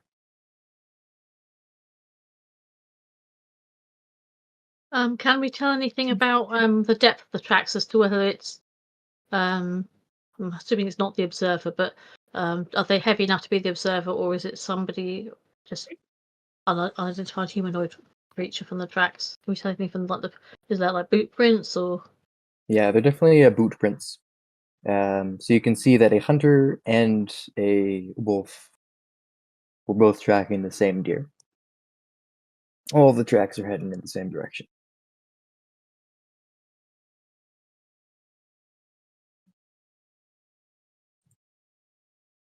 Do we follow that or means to start? Yeah. Can you smell anything as well, Arnu? Does it smell like a normal wolf?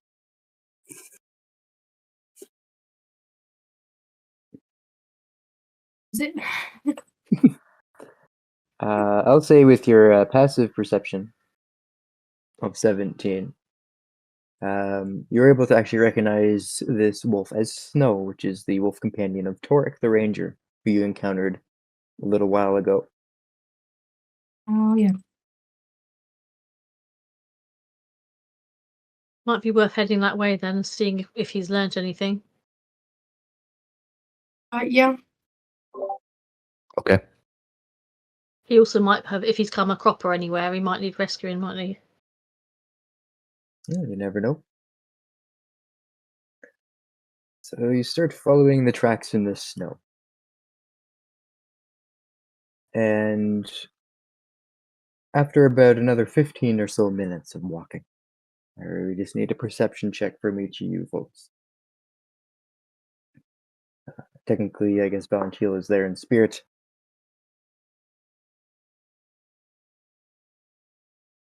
Three. Yes, okay.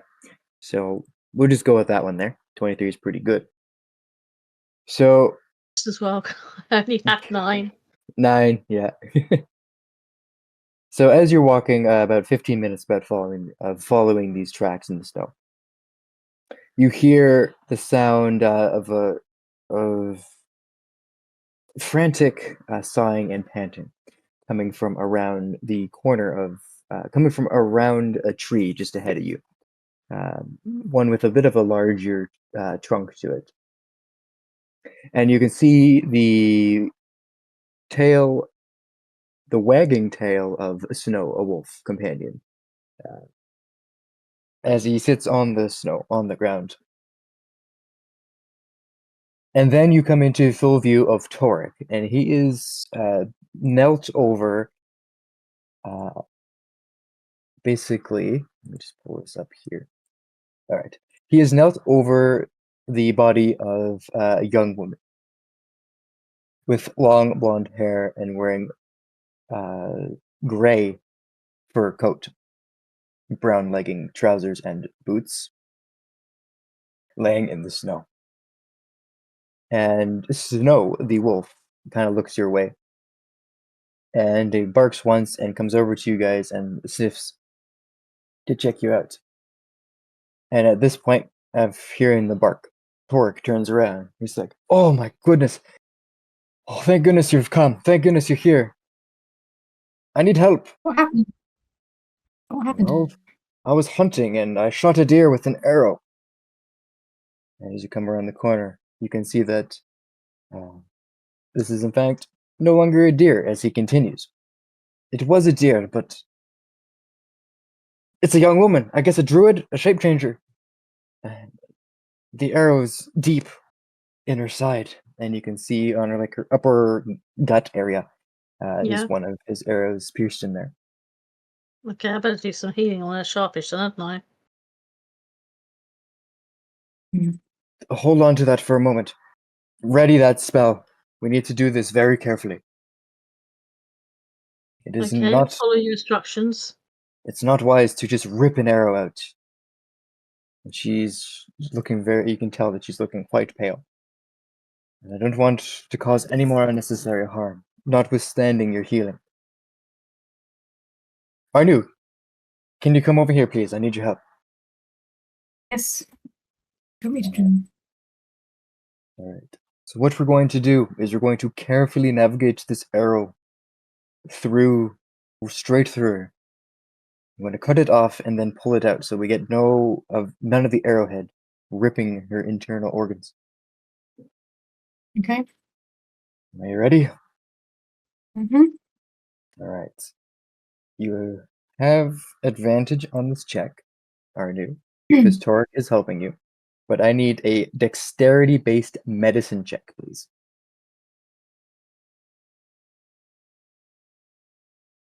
So if you're proficient in medicine, you can add your proficiency bonus. Otherwise, you can treat it as a dexterity check.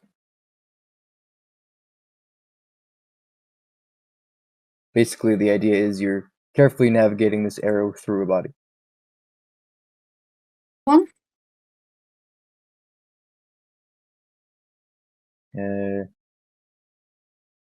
21, you said? Mm-hmm. That's investigation, but that's okay. We can add Was one it? more Oh dear. for I'm dexterity. sorry. It was the same proficient. It was the same number. So It all works out to be the same. So with a Yeah. 21, you manage to guide the arrow through without causing any type of permanent injury. And Torek takes out his small little hunting knife, frantically cuts off the arrowhead, and then pulls the arrow through, out. And he says, "Now, to you, Tinra."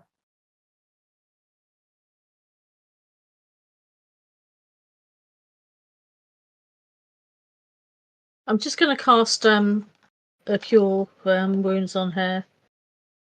It's been a while since I've done one, so I'm just double checking. I'm going to just take it off my spells first of all.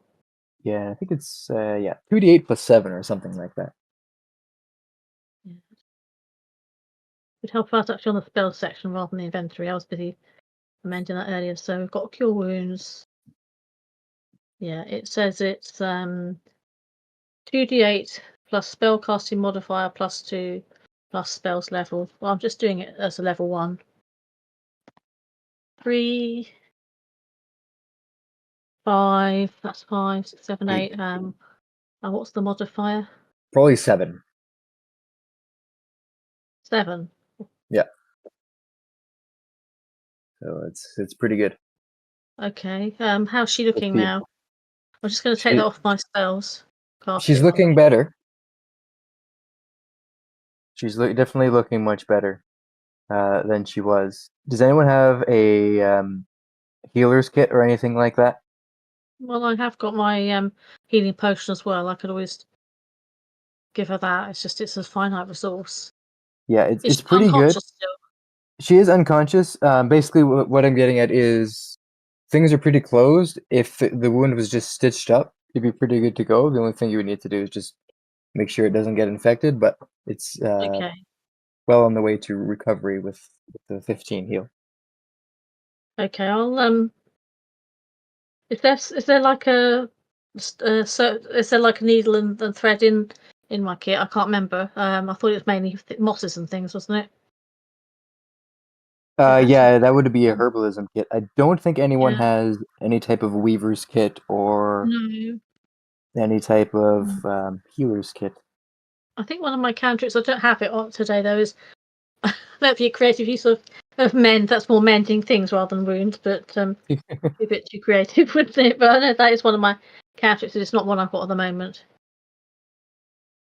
Let's have a Herbalism look at kit. my Verdan also has an herbalism inventory kit. again.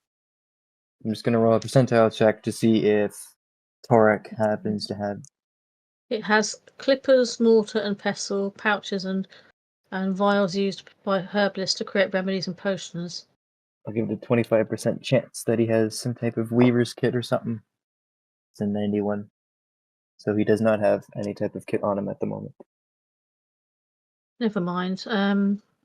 Well, he will. Moss around. I could can I do a look around and see if there's any like moss that might have healing properties? I'll have a look around Yes. as we're in the Let's see. forest. You could do investigation or nature with this if you'd like. Verdan, would you like to assist with that, or are you keeping an eye out for any danger? Yeah, I'm gonna have Verdan just kind of scouting, keeping an eye on things for everyone while they're focused on that. I'll do an Alright, that sounds investigation good. check. That's probably not good enough. 10. 10 is enough to find just a little bit of moss buried a little bit in the snow, but it's frozen. So it should be fairly Uh, sterile then. I can maybe pack the wound with a bit of that. You could definitely melt it a bit with some heat, if you wished. I might as well do. We've just got to keep her patched up so we can get her somewhere where she can safely recover.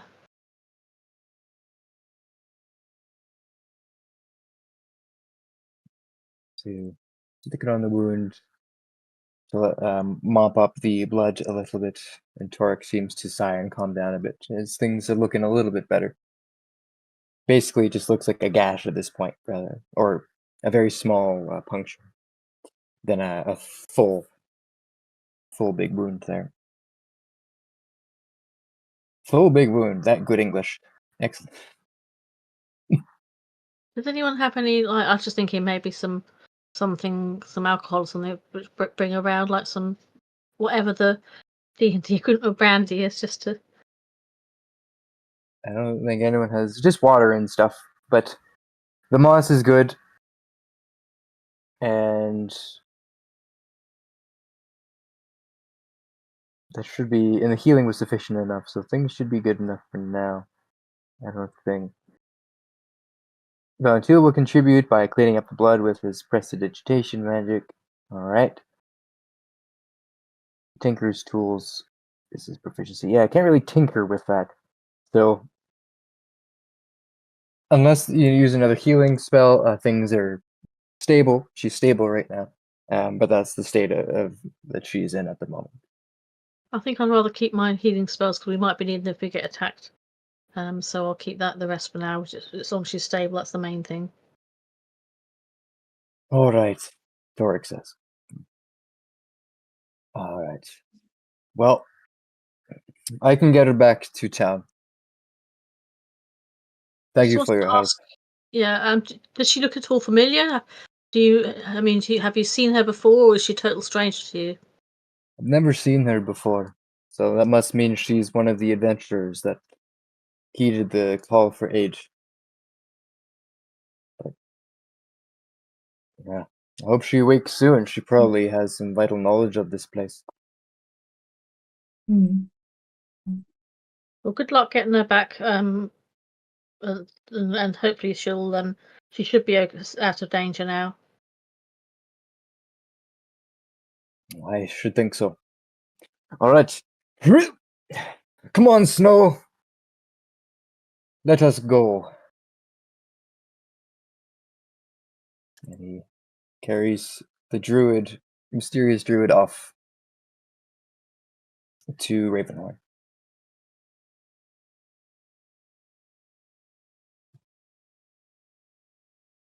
All right, what would you like to do next? I was going to ask actually, because obviously it's a fairly, I presume it's a fairly dense forest. So I was just wondering about whether to get my ravens from my raven shield to scout ahead for us. I know I can. I know they could. They're probably just cool. I know we can't. We don't have a full telepathic link or anything, but I thought it might be useful just to see, because they'll probably circle if they see something. That's definitely a very wise idea. So you got the ravens, Verdan. Sounded like you were starting to. I was going to, but then Denise said that, so I was like, "Yep, that's better than whatever I was." All right. So you send the ravens up, and they begin to circle around the forest, throughout the forest and above the trees as well, kind of keeping an eye out for things. Let's see. All right. So roughly 10 minutes pass. I was about to say hours. 10 minutes pass of wandering through the forest, very slowly keeping an eye on things, when one raven returns to you and lands on your shield, Jinra, Oh, that's sweet. and basically goes, and you understand. you understand the raven basically saying something along the lines of, "We found something up ahead. Looks like some type of birdhouse hanging Birdhouse. from a tree."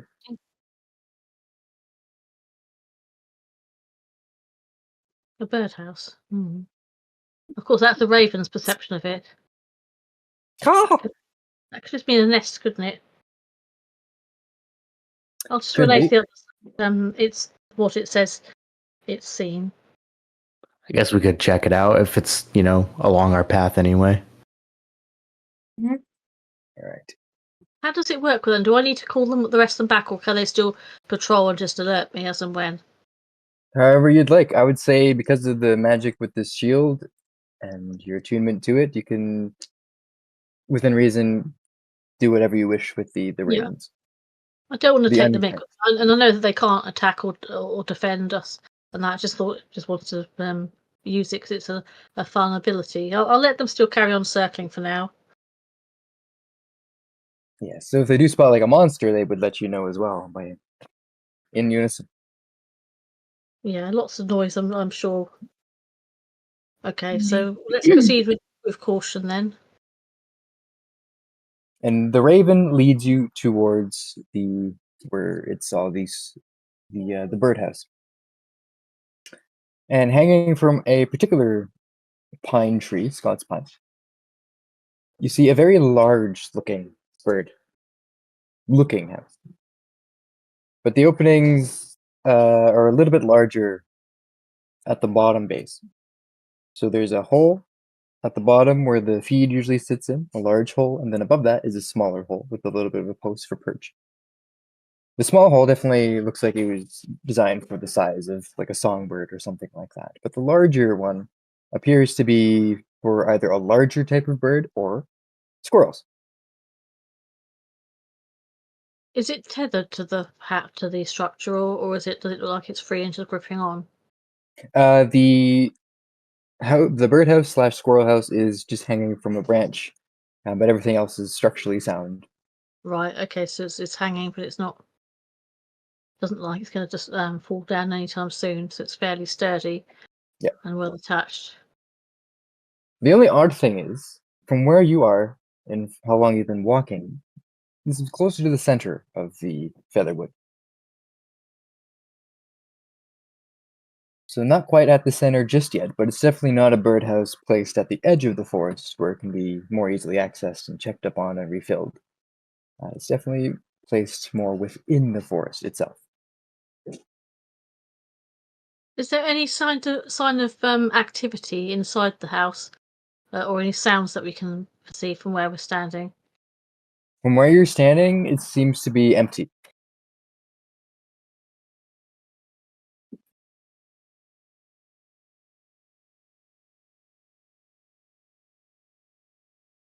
I'm just looking up at the trees, because there's something nesting in the trees. Because I'm just a bit paranoid. It just seems a bit. Can we see anything nesting in the trees? The only type of creature you see in the treetops currently are your corvids, your raven companions. Yeah, my ravens. Okay, that's fine. We can't see anything else. Do they all look fairly calm? They're all communicating with each other, picking up on what they're saying. Things along the lines of caution, careful, Okay. magic. So there might be some kind of trap or something with this thing, mightn't there? Can we see any? Oh, Anu, I'll just ask you this. Can you see any tracks around this clearing, near the birdhouse, or anything to indicate somebody coming and going and tending to it?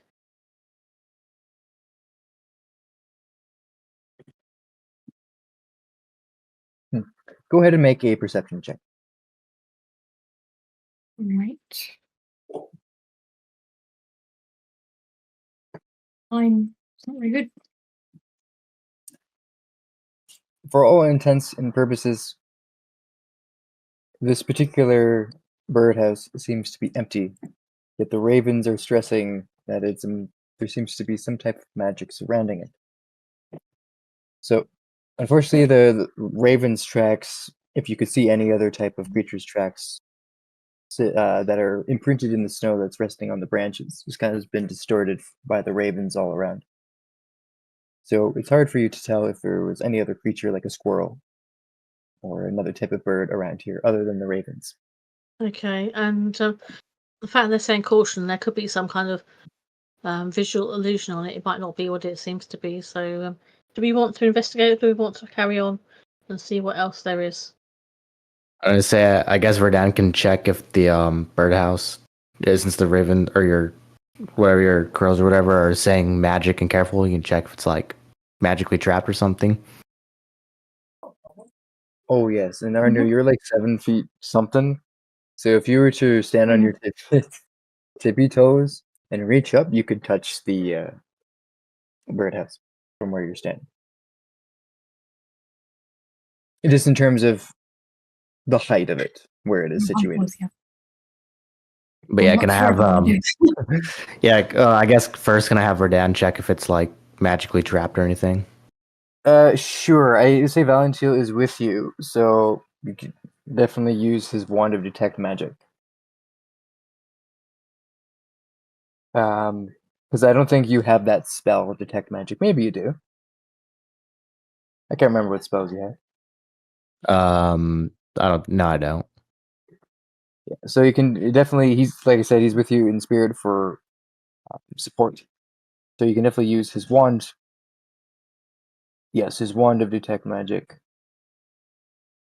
Oh, that's what you have. Yes, identify. And you can definitely see that the magic affecting this particular birdhouse is a mixture of transmutation and illusion and a little bit of conjuration, but mostly transmutation. Like it's been altered that detracts it from physical reality in a certain way. Hmm. It's not really a birdhouse. Or something really nasty. For all intents and purposes, the interior is definitely a birdhouse. But the ravens have not landed on it yet. Really like But some monster. would casting speak with animals mean that you could get a sort of better conversation with them, or is that as much as I can really say? I don't have speak with animals at the moment. I do. Maybe I could use minor illusion cantrip. Maybe I can make a small bird, an illusion of a bird, land on the birdhouse. Yeah. So speak with animals to speak with the ravens. Because with Yeah, I the was just wondering. shield, the I was just shield wondering, in general, would you get more conversation out of that or not? okay, yeah. Because the shield grants Tinra, of course, the ability to talk to ravens and crows and corvids. So she has that. Okay, so You have, I think, speak with animals as a feature, class feature, or something like that. You can also understand wolves because of your ring. there wouldn't be more information from them to get then? What's more specific? Okay. Nothing specific necessarily. They're just that's how they're speaking essentially. I'm Okay, looking that's around the just check clearing. that. We're not seeing any sign of any other wildlife around. Does it seem unnaturally still by any chance? It definitely seems unnaturally still. That's always a sign of something nasty predator about. An idea sounded like a good idea though. Okay, over to you. Do some your magical bird. See what happens. Yeah, it's just so you don't have to put one of your actual birds on there, and something bad happens to them. We stand back. Yeah, stand back and do that. All right. So minor illusion. Let me double check there. You create thing. Can you move thing once it's created, or is it a static PNG image? Does not say. Blah blah blah blah blah blah blah. You can do a sound or an image, but it does not say you can move the image. It just has to fit within a 5-foot cube. Yep. So it can just sit there. Okay, I'll have it like sit on the perch, I guess. Alright. So you cast minor illusion. What's it look like when you cast this spell? First time we've seen Verdan cast it. We'll go with I don't know a lot of bird species, but we'll say yeah, like a baby raven. So it's like small enough to potentially fit inside of this birdhouse. All right. Conjure a tiny little baby raven. Raid on the little perch above the smaller hole, below the smaller hole. and it just sits there. Nothing seems to happen. Well. Maybe it only gets triggered if something goes inside it. Yeah, it might be that it only gets triggered if something goes inside, or if it might be, if it's sentient, it might be able to distinguish between a fake thing and a live thing. If the birds Okay. aren't landing on it, then it might be a giant creature of some sort. Yeah, maybe it's a bit like, Turning to be a tree. yeah, it must be some creature masquerading as a birdhouse. It makes me think of one of our cats who went into the hedge and sat there with its mouth open, waiting for the birds to fly in when right where the nest was. That's what I'm thinking of. Okay. Well, since I can make the well, can I make the? Okay, yeah, never mind. I don't think I can do that. Do we have any Yeah. dispel magic type spells? I'm just wondering. I just Not need at to this check. level. Nope. No. Yeah, not at this level. Right. Is it worth taking a risk or not? That's the question. Technically, you have two birds. You know, technically, you have two of them. Two I birds. don't really. I can't order them to do anything that affects them physically. It puts them at risk. I don't think they would anyway, because like they wouldn't go into battle for me. So I don't think ordering them to go in there would be good either. Well, you can also call them back. They're conjured birds. You just need, I think the shield says bird feed or something like that to re-summon them. So they're conjured birds. They're not technically real birds. Okay, it still seems a bit unethical to send one in there. Shinra's too kind. Yeah, I don't think I want to do that. Is there like, do we have like a random Quinn pebble scare or me. stone? I was just thinking, do we have like a random pebble or so we could actually just throw at the birdhouse and see if it hits something? If it's something sentient, it might make a sound, like an oomph sound rather than a wooden sound. I'm assuming it looks like a wooden birdhouse. Yeah, it's definitely easy enough to find a little stick to break and throw or a bit of ice to throw at it. Yeah, just to see what happens. To see does that shatter any illusion. I'm not really expecting it to, but it might just from the sound, you might be able to tell what it actually is rather than the sound of something connected with it. Rather than, I mean, I guess it looks wooden, but it's probably not going to sound like wood when we hit it with something. So you throw this object at it, and you hear, not through the mic, I don't think you can pick up that noise. Nope. You hear the little thunk of the object on the wood. And it just sounds like a regular wood birdhouse. I mean, Hollow. it's not. It's a very good illusion, then, isn't it? Yes. I find it hard to believe it'd be something like a mimic sitting out here pretending to be a birdhouse. It would be a bit of a long shot for it hunting, wouldn't it?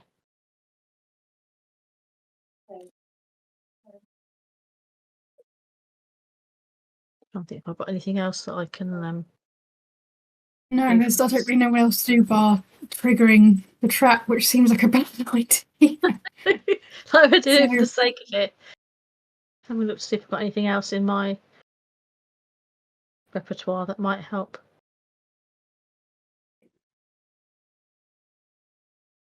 If I've got anything that I could chuck. It seems a bit excessive to maybe set it on fire as well, doesn't it? Yeah, I wa- that seems quite. I was gonna suggest it, but Yeah. Do we Bit want to much, skirt perhaps. around it then? And I mean, it's obviously a trap of some description. Do we want to skirt around it and carry on and see what else there is to discover then? At this point, probably. yeah, if we can't just like find a way to trigger, then I guess we should just move past it.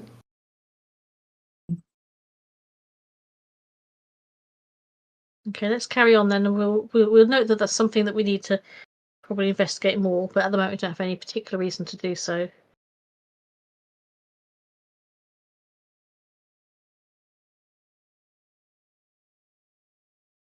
The only thing that would come to mind, because you went back to Ravenhorn, because you're determined to root out the cause and the people behind sending whoever sent witches after you.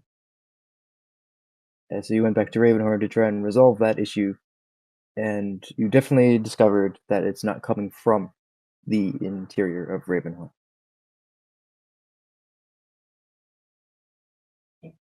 So that So still you're talking remains now to about be the people. You're talking now about the people that we obviously somebody sent people after us, didn't they? And you're talking about Yep. that rather than the origin of the rock blight, because we know the rock blight comes from the tomb. and Yeah. that. So you're the talking about separate issue. trying to stop us from investigating. Yeah. So the separate issue of the witches, the 3 witches that were in that temple, Odin's, Irie, and then And the that. guy who attacked Valentil as Yeah. well on that sort of strand. Mm. Okay, what the hell? Should I just be daring and go over and have a look at it? I just wonder whether is it. Oh, I I can can't. always reach up and touch it if that helps.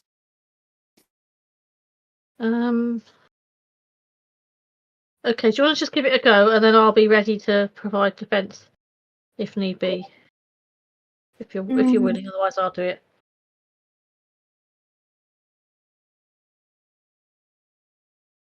I think we just have Verdan shoot a firebolt at a distance.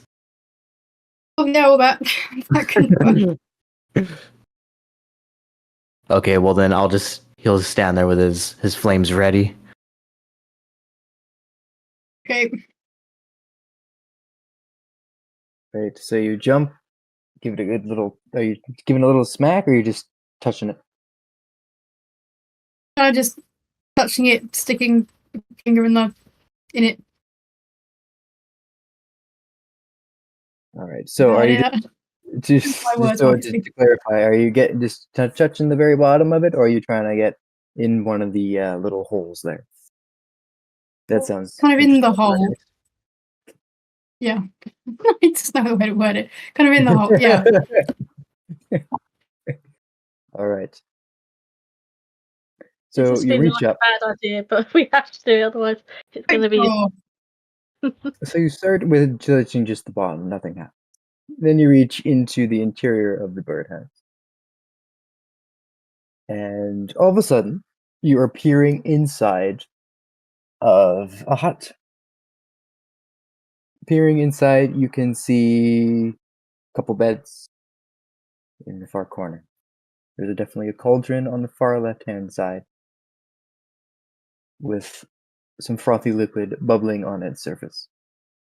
You see various shelves of various alchemy ingredients, a lot of them used in poisons. You see a vat of acid on the far right-hand side, the left right-hand side. And then at the far end, hunched against the wall, is a figure dressed in a gray robe, adorned with curly white hair.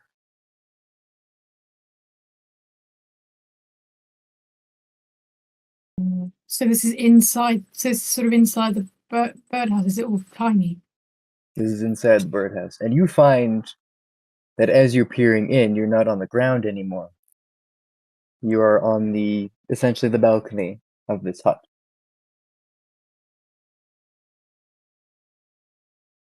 Oh, I'm tiny now. Basically. So like, what are me and Tinra seeing? Basically, you saw Arnu reach up and then get transported up to the birdhouse. Then you can no longer see her. Okay.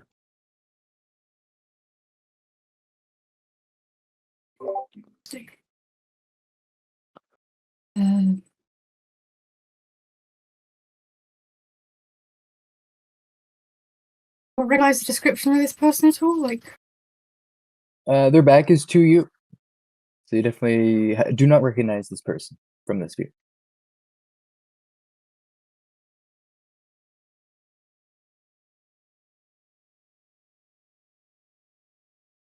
Looking around further, you do see 2 other figures in here. Leaning against the far left-hand side of the wall, kind of in the shadows, is a more dark cloaked figure. Kind of ominously flipping a coin over and over and over again. And someone comes out of what appears to be a cupboard, probably an extra dimensional space to another room, comes out with some ingredients, adds them to the cauldron, and begins to stir.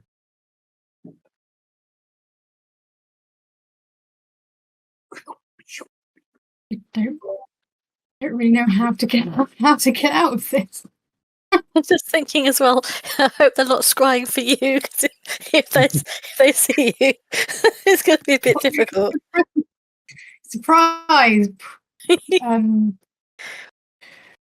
How would you like to get out of the situation? So if I look over the balcony, what am I looking at? How far? Is it a long way to the ground, or does it just feel very close to the ground at this point? Like a 10-foot drop. Almost.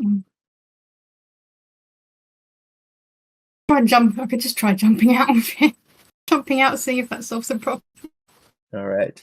As you jump out and hit the ground,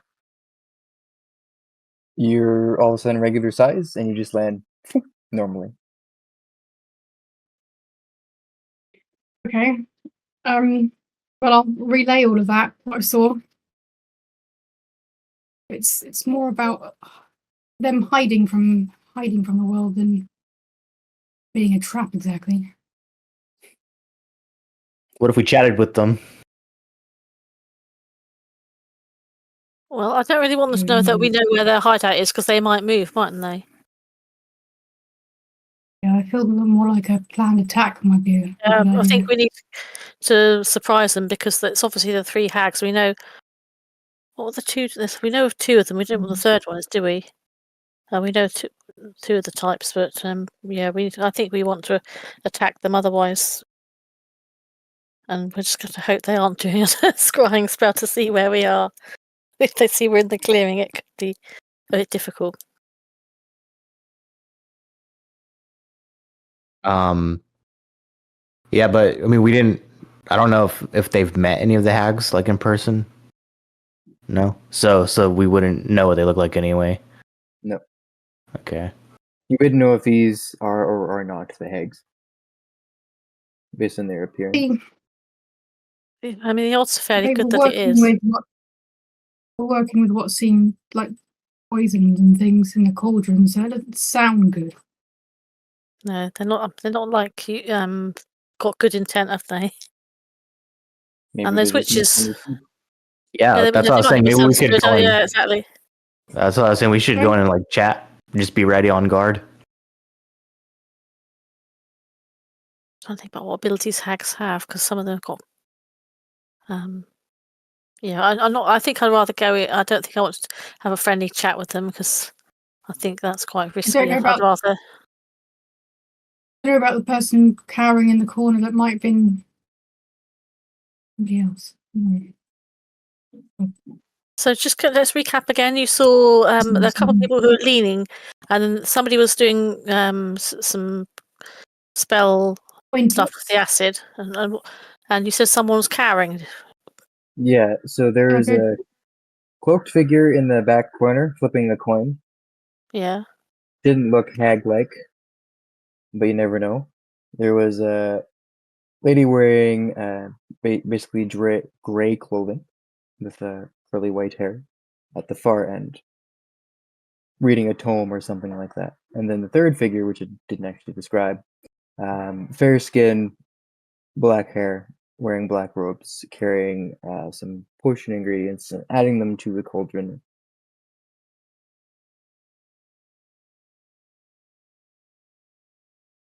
But yes. To me, it doesn't seem that bad. I mean, you don't know. Kind of don't really know what they're making. I thought it was a vat of acid poison, because that's what they normally do. They put things in, and then they throw it at you, don't they? From our past experience. Yes, poisonous acid. So I don't think they're goodies, put it that way. I wonder if there's a way to burn the thing from the outside, and depends if they're in another dimension, though, doesn't it? Or would you just destroy the place with them in it? Well, it was more like transforming, like it shrunk her down, right? Like it didn't like transport her anywhere. We could No. potentially destroy it with them in there then. Yeah, then I think Verdan could probably do that. Or another option would be Verdan can go in and at least blow up the vat of acid before they use it. Because I think he said it was like just a barrel, right? It's cauldron. A cauldron. Okay, never mind. I mean, yeah, I guess I can have Verdan shoot a firebolt at it. Just see what happens. Maybe we don't like them that close to a Ravenhorn anyway. Yeah, I don't think we want to go in there because we don't know what their powers are. But if we can destroy their habitat with them in it, then let's try. All right. So Verdan's gonna shoot a firebolt right at the house at a safe distance once everyone backs away a little bit. All right. So you prepare to launch this firebolt. You said? Yes. Yep, firebolt. All right. We have a second here. Do this thing. And then this thing. Yeah. All right. So the firebolt hits the side of the hut, no problem. And only a small portion of the outside seems to ignite from the spell. But then, as quickly as the flames caught fire, those flames were snuffed out. But a moment later, you basically see the tiny head of the white-haired woman stick out of the one of the holes, the doorways, essentially, as she steps onto the balcony.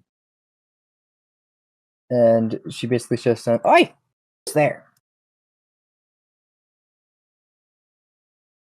"Ah, what an interesting party.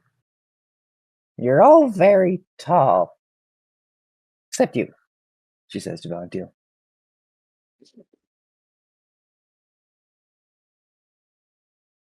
Hello there. "How do you do? What are you doing in these woods?"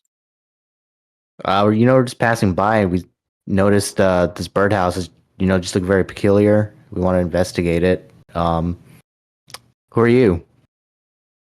No one important. Just passing by, you said? What was that loud thump I heard outside my walls? Well, I didn't know. This birdhouse just, didn't seem to be doing anything. Kind of seemed pointless. Didn't know that there was anyone inside of it. So you thought to destroy it? Fool. In the background, Tina was getting a whole person spell ready just in case. Sorry about that. Didn't know there were small people living in there. As you should. Well, go along now. Okay, bye. Oh, just She turns around and walks back in. it sounded so friendly. I'm conflicted now.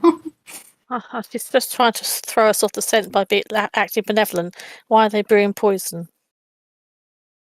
Well,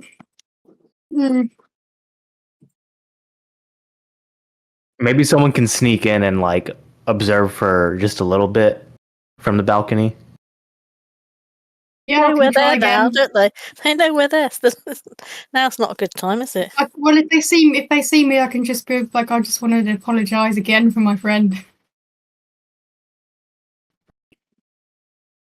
Yeah, he's not well acquainted. He's not good with people. He didn't know. Yeah, just using it for accidental target practice. Just Right. So you're gonna have another peek. Yeah, maybe maybe there's a conversation that she's having with like, you'll never just believe what just happened, and you can listen to it or something. Okay. So now we'll have a stealth check from you Right. as you do a similar thing from before. Ready? That's not too bad. All right. So you climb up and poke your head into the entrance. Your long nose preceding your before your eyes get there. The snout, and you watch, and you hear a little bit of a snippet of a conversation that goes somewhere along the lines of, "Someone found us. We must move locations quickly before they wise up to us. Well, if they're still out there, we could pour this cauldron on them. Watch them melt away." Oh, I like that idea. Shadow, what do you think? I could let them go and track them from afar. That's a possibility. Maybe they're the ones V told us about. It's possible. They seem to have survived everything.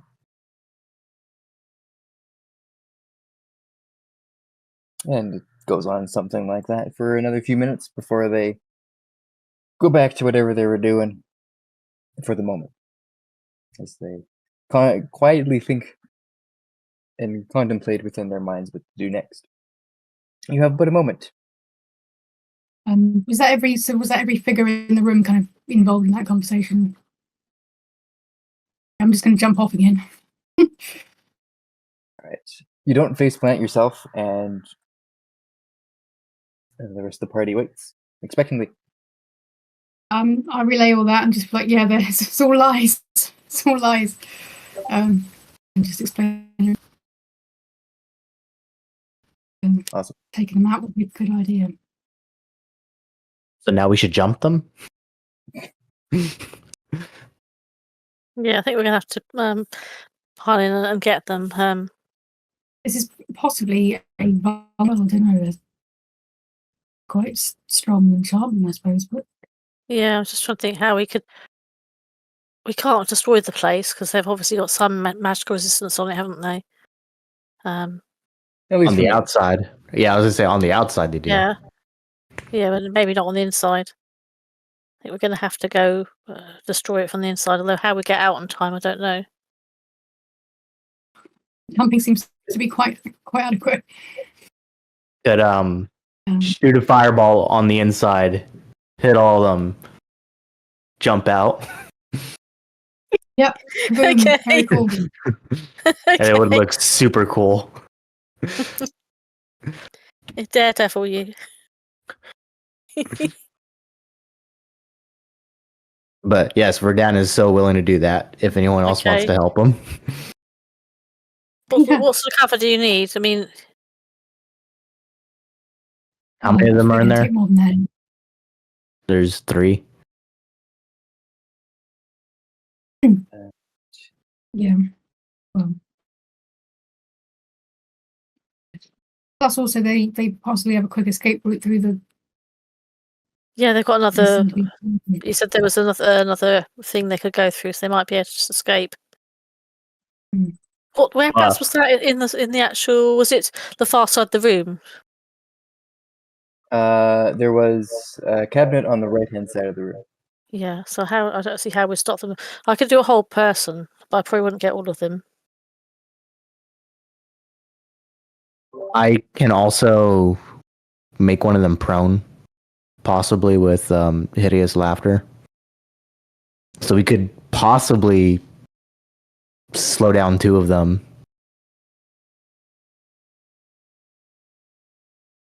Yep.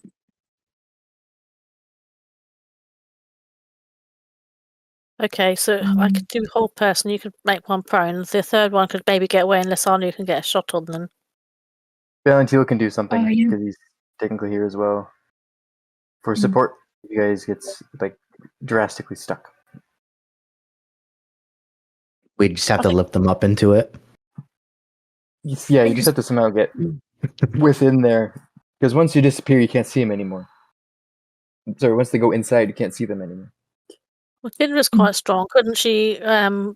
He's little, give him a piggyback, and that. So I could climb up, and he can just be on holding on to my shoulders or something. It's possible. If you're boosting him up, that's different. But if you're trying to carry and jump up, that's an athletics check. Okay. Be Probably boosting clear up's that when better.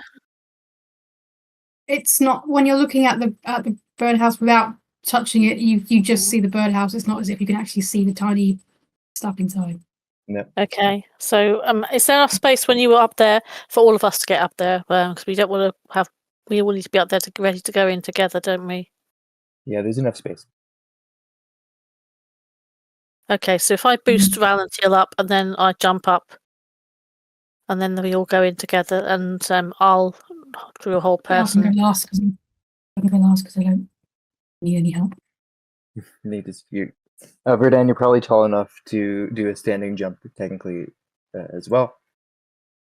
It's only Tinra who would have to do a kick off the tree or something like that, or get a boost from someone else. Yeah. Okay. I'll have to hope that I had a good roll. Otherwise, that could be a bit embarrassing. But you have a decent strength, so go ahead and make an athletics check. As everyone Athletics else check. Right. Let's have a look. That's what's should be my pretty good for you. athletics check. That is. I'll get a +3 on that. Oh, bloomin' heck. 7 plus, that's 10. That's rubbish. 10 is just enough to get up there. Oh, Yeah. thank goodness. DC was 10. And I was gonna say, oh, you have luck points if you ever need them. That was still dire. All right, so you're all up on the balcony now. And let's see, I can do it this way. Yeah. So I'm just gonna get the map set up. So you're all, how do you position yourselves in the balcony? Let me just start this actual session map now. It's not gonna be the exact hut I described. This is the layout we're going with so far. Don't worry about the bottom portion. We're just gonna focus on the main two portions. Where exactly was the balcony? I don't think I saw anything like being drawn. We're just Okay. gonna pretend that gray sand is the balcony. All right. And nothing in the bottom is important. Nothing in the bottom. Nope. Since I guess me and Tin are going to be casting like a spell to try to hold one of them in place. Maybe we should be like kind of close. Yeah, who are you going to aim for? 'Cause I think if. I also need a stealth check from each of you guys as you deliberate. Okay. What do we need to do a self check? Did you say? Yeah. Okay, let's have a look. What's that then? Okay, so I get +2 on that. Where's that dice gone? 18 plus 2, that's 20. 20. 10.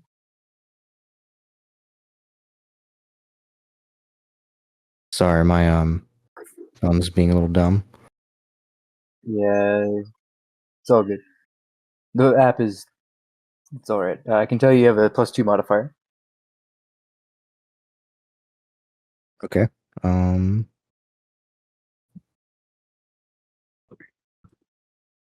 That roll. Okay. So 16 plus 2, 8 or 18. Yeah. So with the group stealth check is enough to avoid detection. How far apart are they all in there? So Okay. let's see here. Oop. Forgot. I still have the drawing tool on. Let's get rid of that. This tool and get the ruler tool. So from where you guys are all right now, the closest one is about 10 feet away from the entrance. The other one's about 10 feet away from her, and then the far one from the entrance is about 30, 35 feet away. So it's not a very large house. It's like a homestead kind of thing. But Well, Well, my hold Covered person has a portal. 60-foot radius. Not- Sorry. You're breaking up there, Kat. kind of covered was on the map. oh yeah, let me also. So the foliage here is kind of like where the ingredients were got. This fireplace could be the cauldron down here. It's a little different than what I was describing because the layout's a bit different, but the features are all the same. So this stone hearth is the cauldron. Cabinets over here, and then another room. But yeah, the garden is where they're getting all their ingredients.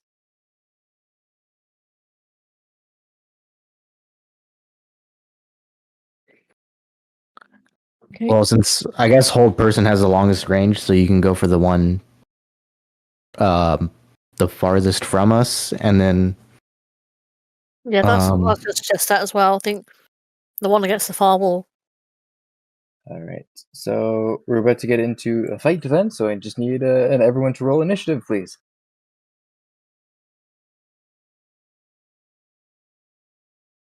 Start combat.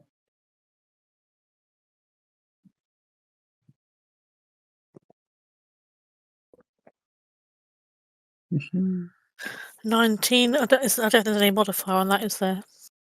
It's just a flat 20, isn't it? So it's 19, I think. 14 for me.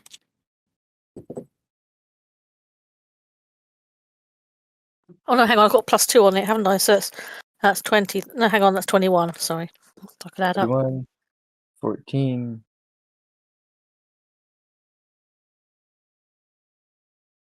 Mm. 14, 13. Right, and then for the baddies, that is going to be a nat 20 and a nat 1.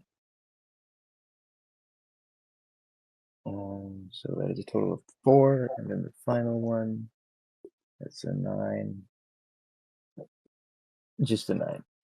Okay. And then, sweet.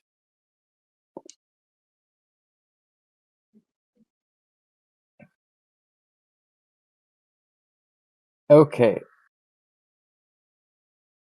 So, up first is going to be one of the baddies.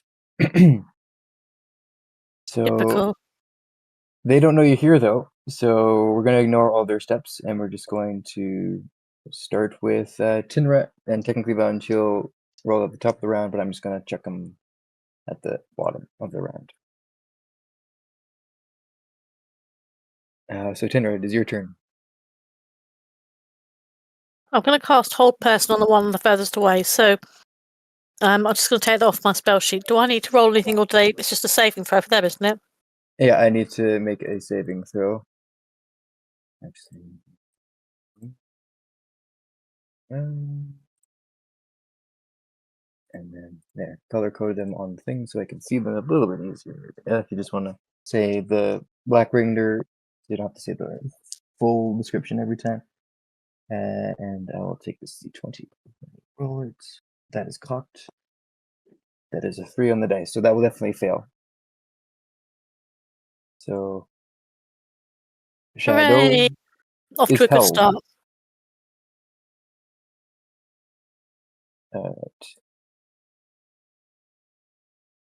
So that's through the entranceway, which is this white doorway looking thing kind of here. Would you like to move anywhere? Because they know you're here now for sure. That spell has verbal components, so they can hear you. But basically, Shadow at the end is like, "Grr," and holds up, paralyzed. I think we better bound into the room, hadn't we? Otherwise, we've got to engage them before they can act properly. Right? So yeah, feel free to move wherever you'd like. You got 30 feet.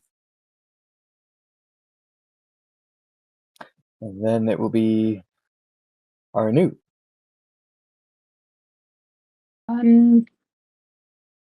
I think I'm just going to try and jump in and kind of engage the black-haired woman in combat as fast as possible. Right. Yep. Feel free to move wherever you'd like. But cast Hunter's Mark first.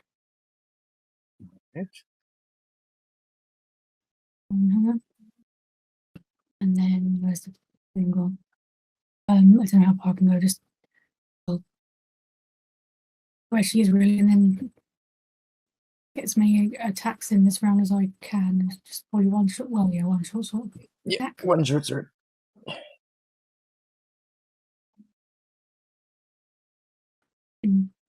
11. AC that just misses. So we can turn that into a success for a moment, if you would like. But you will be off balance for the next turn. So you strike, it just reaches, or you can just take the miss. I might take the miss. Just don't quite want to be on. All right. Basically, all that would mean is your next attack roll has disadvantage. That's it. Oh, okay. I keep stacking round on round, or is it just kind of like a one and done situation? It's like it's a way to turn that near miss into a hit, but there's repercussions for near misses or near hits. I'll turn that into a hit then this time. All right. So that'll be more damage. It's not really worth it, is it? But, All right. So it's a short oh sword. wait, but no, sorry. We got your hunter's 4, mark. 5, 6 damage. 6 damage. 6 Overall. total damage. All right. So takes the damage. That's pretty good. And then Verdun, you're Okay. Since Tasha's hideous laughter has a range of 30 feet, I have to move in a little closer, so I'll be right there. And I'll cast it on the white-haired woman. alrighty. I think I need to make a wisdom saving throw of some kind. Is it charisma? It's wisdom. Wisdom saving throw. So that is going to be hello wisdom 10. Probably not good enough. Yeah, I think it's 14. Yeah. So the white-haired woman all of a sudden is working away at its home, scribing something in, and then all of a sudden she just drops to the ground, laughing her full head off. Something like that. Very cool. And I think, how long does that last? Let me pull it up. And then I'll quickly do John Teal's turn. He's just going to step in and I think he can make it. Yep. He's going to go all the way for the person that's being held. Because if he hits, it's an automatic crit because he's paralyzed. It just says up to 1 minute. Okay. So I think I save at the end of turn or something like that. Yeah. Start. At the end of each turn and each time it takes damage, you make another wisdom throw. Okay. So 8. It's 19 damage for the hits. Okay. So return. All right, and that person is so the black-haired woman. It's going to turn around, and I'm going to pull up the character stat sheet. Doesn't like that. The fact that you're right there. So let's pull that up here. What's she gonna do? All right. Arnu, I need you to make a wisdom saving throw, please.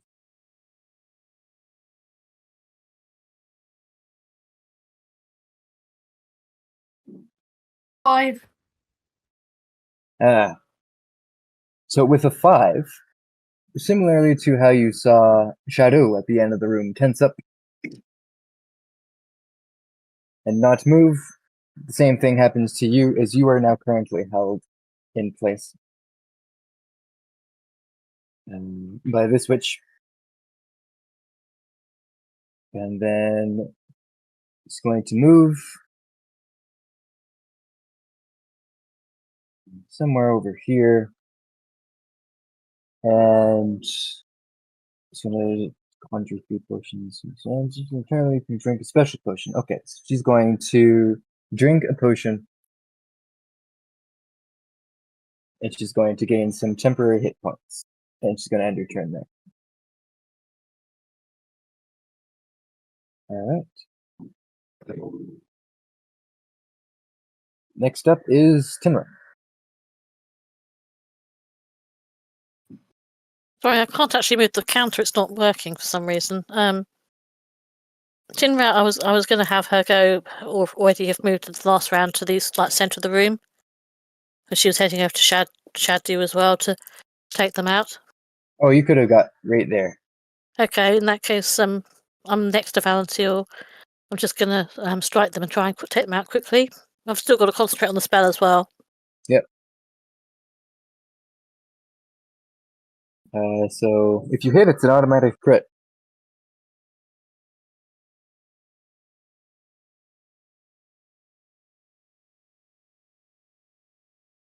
That's a flat 18. I just need to see if I've got any other modifier Yep. things on there. 18 plus stuff will hit. +2. Yeah, okay. 18. And that's with my physical mace. So I think it's D6. Let's just have to double check. Yeah. So roll your d6, add your strength, and then add 6 to that. Oh, 6, and then my strength. What my strength bonus?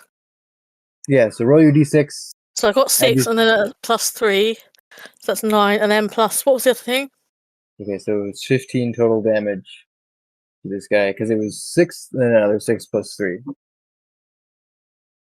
it's 15 damage.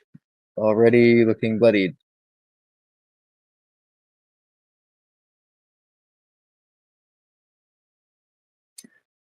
Take that, evil minion. I just want to try and motivate everybody. Evil me. Alright, I go and save against wisdom. That's not going to be good enough. Okay, still held. So that's your action. Any bonus you want to do? I always forget what my bonus actions are. At this point, you make it an attack, so you can conjure up your spiritual weapon if you'd like. I might as well do. I'll send that at the one in the center of the room. The black-haired woman? Yeah. Alright. So make an attack roll for that. I will take out little fiery mace. 15. I don't know if that's good enough or not. Yep, that's good enough to hit this one. And that's a 4 plus. Double check what on spiritual weapon.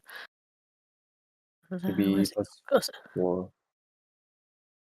Spiritual weapon. Yeah, it's well, it says D6 plus 4, so that was 4. That's 8 damage. It's a decent start. Yeah, it certainly is. Alright. That's everything then. It's Arnu, it's your turn again. Can't do anything, but you can repeat the saving throw. Oh, I need to also make a concentration check. What's your constitution? Oh, that's just enough to maintain concentration on the spell. Okay, and what was it again? Wisdom saving throw, you said? Wisdom save, yeah. 20? Yep, that's enough to resist the spell's effects. And you have your full faculties next turn. Verdan, you are up.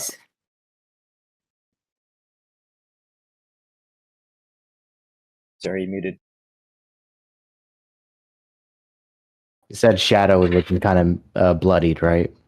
Oh, yeah. Mm-hmm. So I'm gonna do Scorching Ray, and I'm gonna send 2 of them at Shadow and 1 at Black-haired woman. Can I do that? Yeah, absolutely. Yeah. Okay. Just need to roll to hit. But Do that 3 separate times. yeah, 3 separate times. You do have advantage against the paralyzed. I forgot that we had that. Yeah. So advantage, but there won't be a crit because it's not within 5 feet. Okay. Roll. And then it'll be the white-haired woman next. So I got to figure out. Oh, she needs to make a saving throw. I'll just do that now. Nope.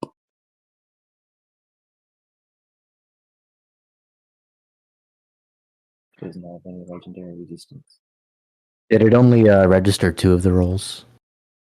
Oh, that's okay. See what else it got here. So 2 hits. So with advantage. So 3 or 2. So okay, the first ray will miss.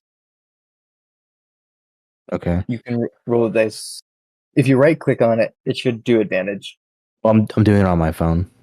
Oh, if you hold down on the plus whatever to hit, it should also do the same thing. Okay. Yeah. All right. Okay. Now I'll roll.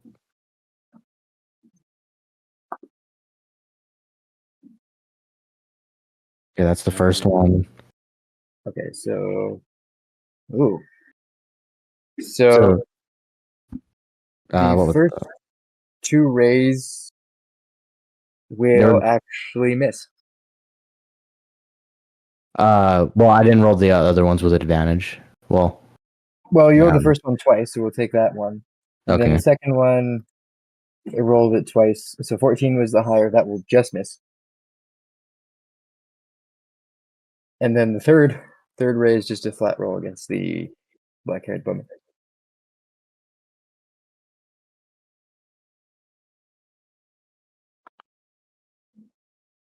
And then, yeah, that will hit that one. Okay, then I do the damage roll. Yeah.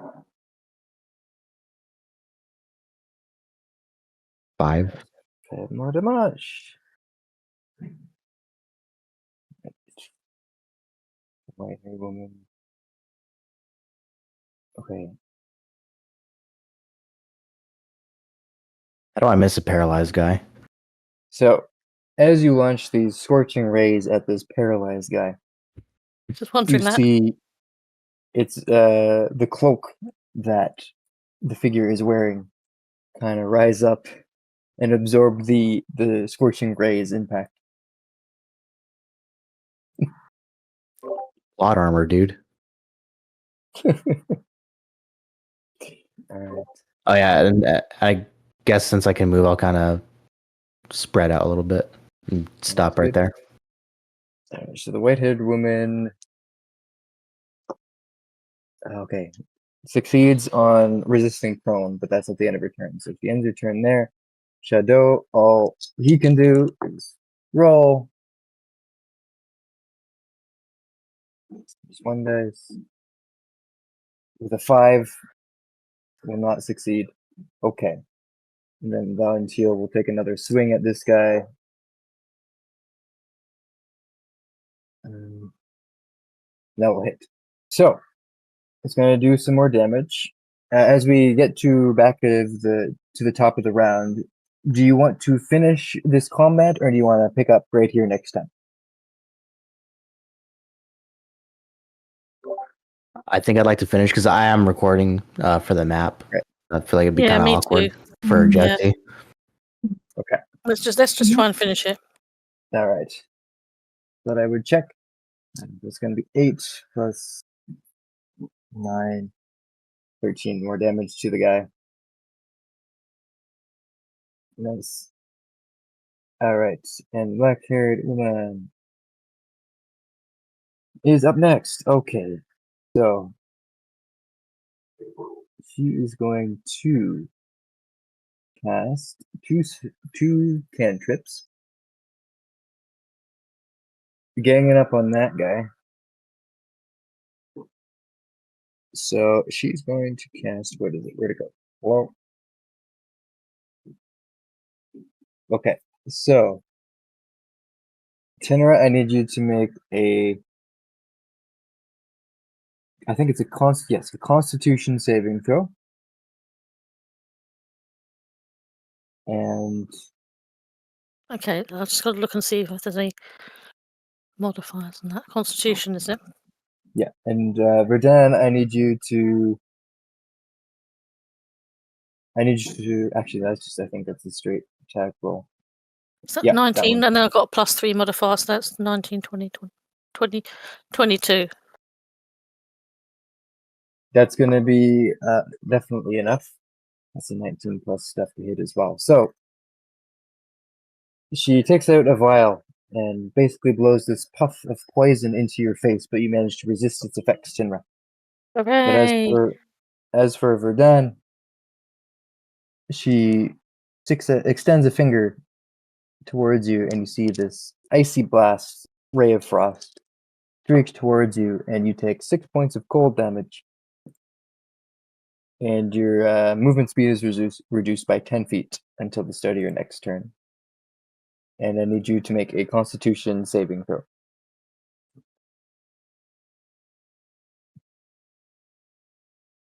Actually, she broke the enchantment already, so you're no longer concentrating on it. Never mind. This would be to continue concentrating on hideous laughter, but the white-haired woman saved against it. Yeah, she got out of it. Yeah. Okay. So that is everything that you can do, except move. Ooh. She's going to drink another potion and then move. It's not a great place to move. She'll try to make her way back to this area. Now, Tinra, you're welcome to take a whack if you'd like. I might as well take a whack while I'm actually still got I forgot to do my spiritual weapon, didn't I? Possibly. Yep, you can I take a did, yes. swing. So this is the dark-haired woman. She's moving away, as it was. Which one are we talking about? The black-haired woman. Yeah, okay. That's another 19.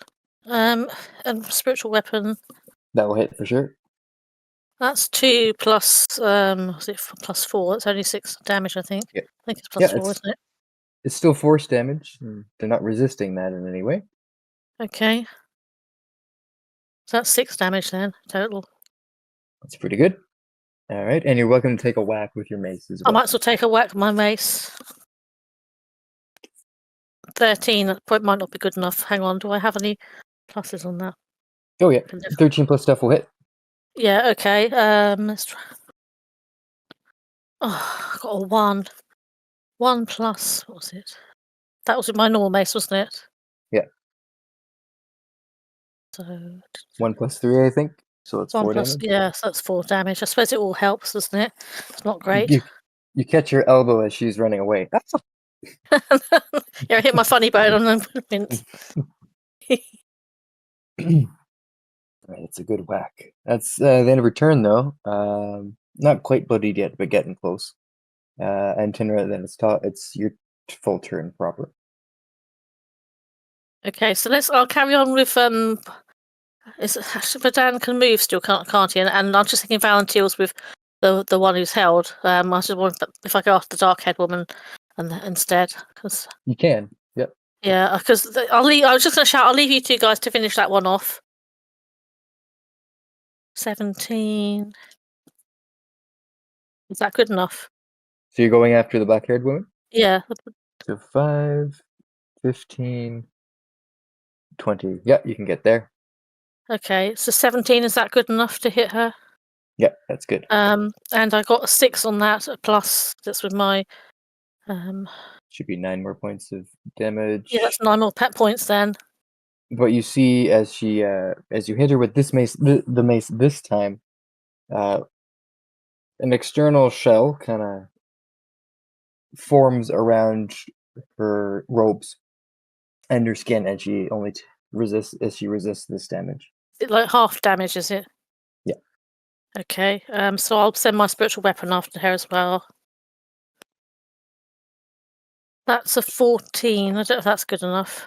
Yeah, that will be enough to hit. Five 14. plus. Is it 5 plus Wait. 3, wasn't it?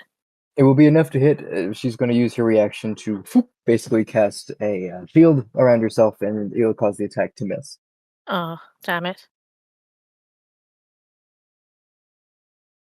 I'll just shake my fist at her instead. Darn you. How dare you? Alright. Why won't you just die like a good baddie? Oh, harsh. All right. Arnu, you are up. What would you like to do? You haven't gotten hit yet, so you're still concentrating on Hunter's Mark? Yes. The white-haired woman Okay, so is not no to longer getting hit laughing. with the getting held doesn't stop that, does it? What I thought it did. No, Nothing. I don't think it does. It doesn't say anything about it. Speeds, you're incapacitated. Let's double check. It's incapacitated. Oh yeah, you lose it. Okay.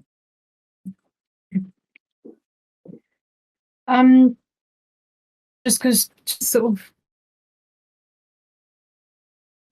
myself at the minute, I might move down to the white-haired woman.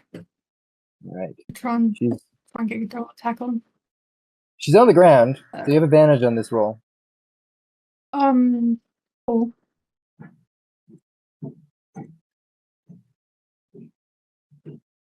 18. Yep, that will be enough to hit. And do you want to do the second one immediately, or do you want to instead use your bonus action for Hunter?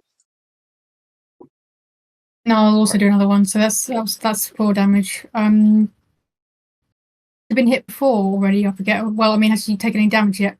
No, this is the first. Yeah, Great. she was laughing her head off. So, 12. 12 with advantage. Oh, that wasn't with advantage, but probably then. 25. Ooh, and you crit as well. So yeah, roll your offhand damage and then add your short sword. So add 6 to that. Okay.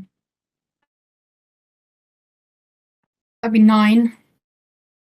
All right, so that was the crit damage because it does it automatically. So we'll take the 4, 6, so 10 instead of 9. Okay. 10 damage to Whitehair. It's good. With an offhand, that's pretty good. As you 2 strikes. Ow, ow, stop that! That tickles. All right. Redan, you are up. Okay. I'm assuming fiery missiles basically just based off the description, it's basically like magic missile. Yeah, it does force damage. It's just flavored in fire. Okay. So they will automatically hit. And how many? Okay, 3. I'm gonna try to do the same thing I did with Scorching Ray. I'm gonna send 2 at Shadow. Yeah. And since Tinra is kind of beating up on the black-haired woman, I'll send the one to her. All right, so these automatically hit because that's how magic missile works. So they just roll damage. 3 separate times. If you want to go to the bottom left and click a D4 3 times, and then add 3 to that. But if you wanted, and then it will just show you the each die, and you can assign them to which one you like.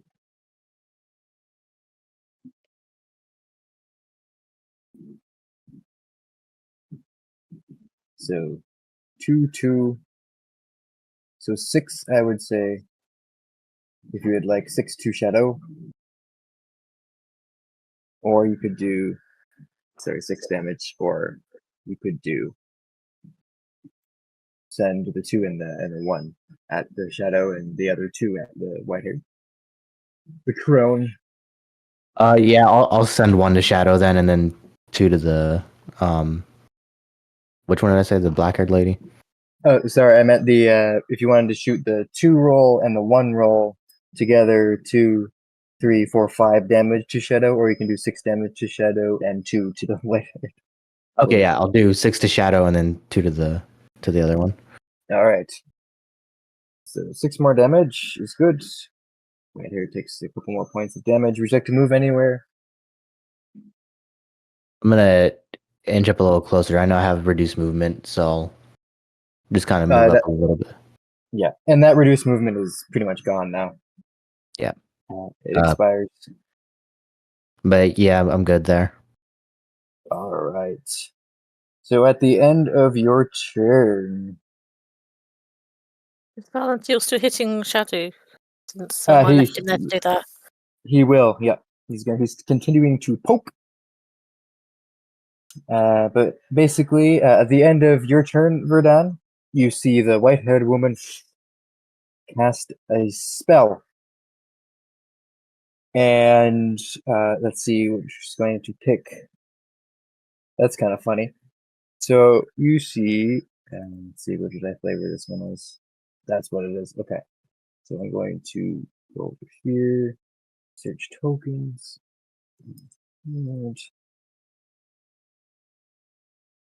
And that's that. So you conjured in the middle of the room a giant newt. Show up That looks in more like a the. puma to me. It looks more like a cat. It's the default.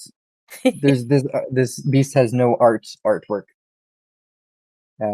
So effectively, a giant newt is conjured in the middle of the room as the white-haired woman casts magic at the end of Verdun's turn, and then her turn begins properly,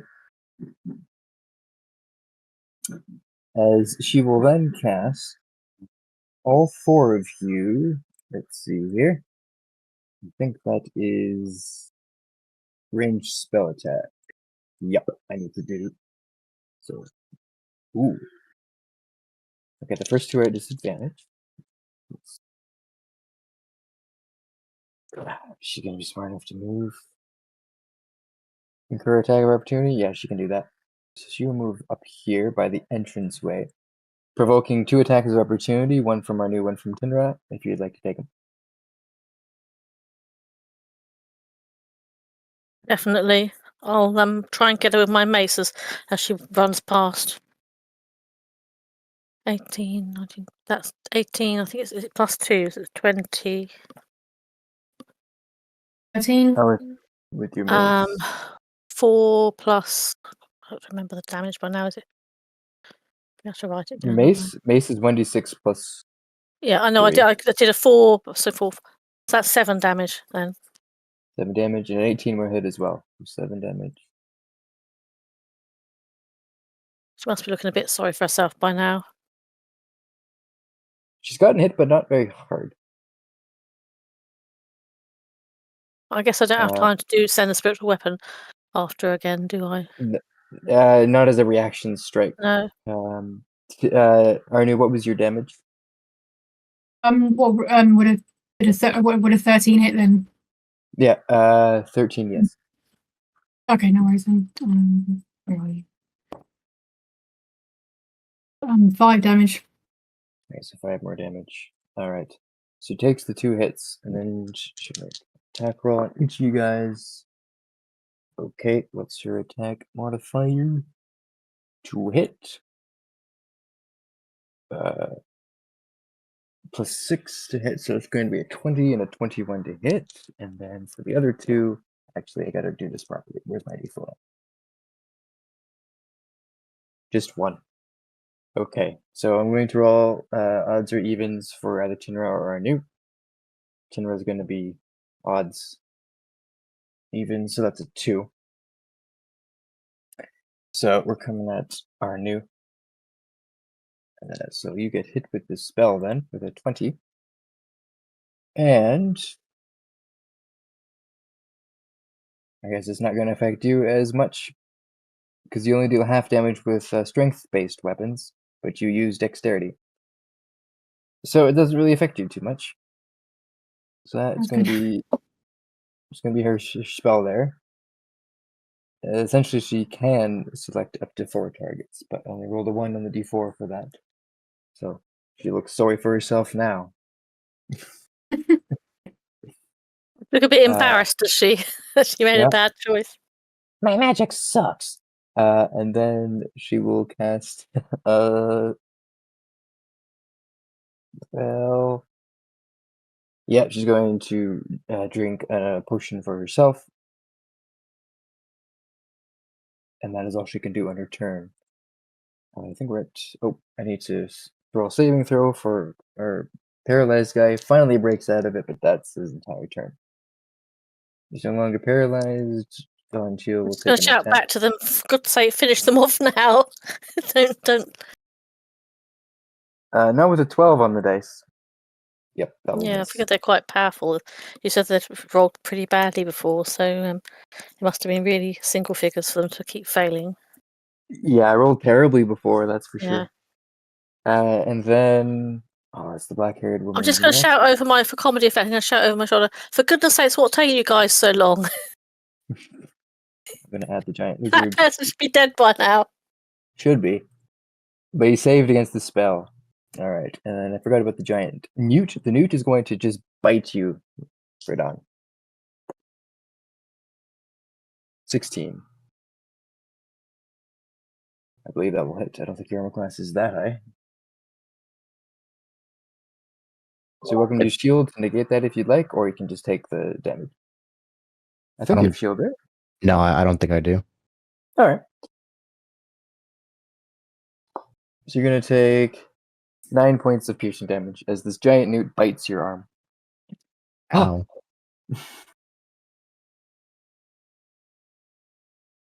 Okay. All right, stupid newt. Yeah. So then we get to the whoopsies. Then the black-haired woman. She's going to maybe recharge this ability. Nope. So instead, he's going to be super annoying. Still doesn't like you in front. Finra, I need a wisdom saving throw from you, please.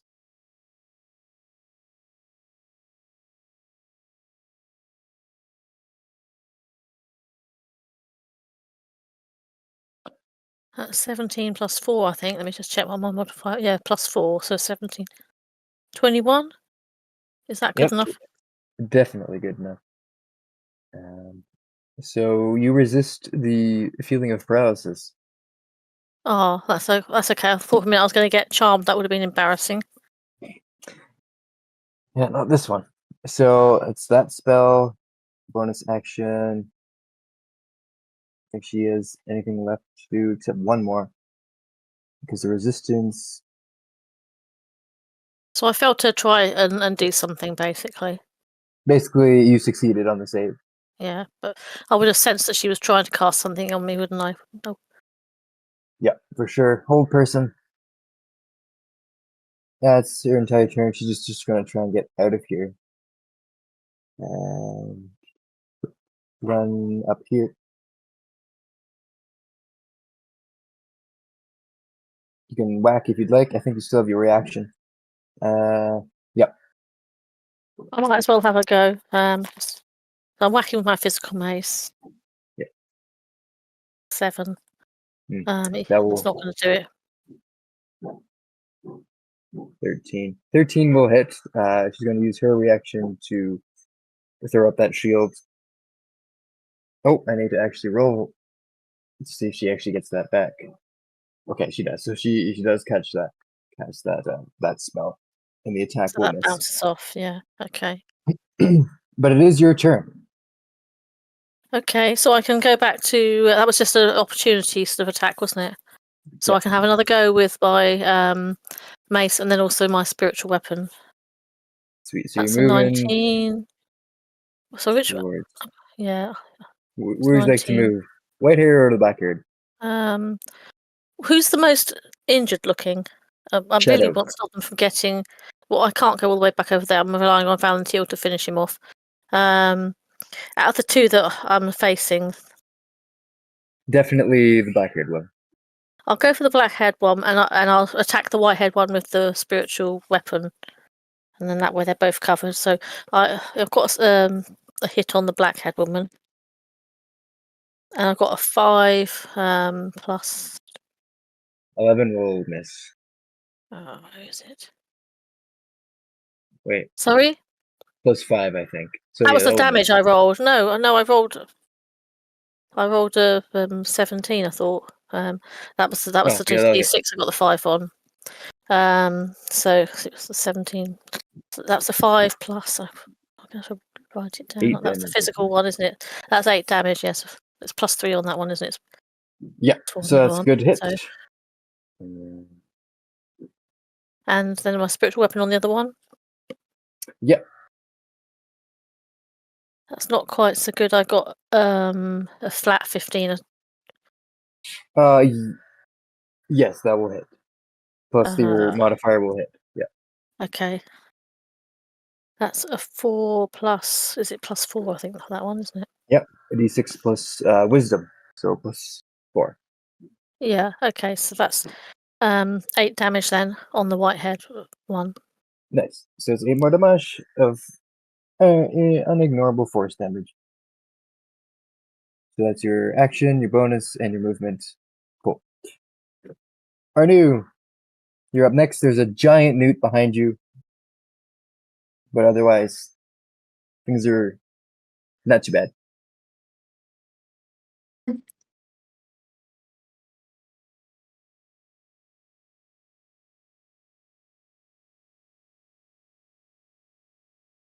Oh, yes. Let me make this clear.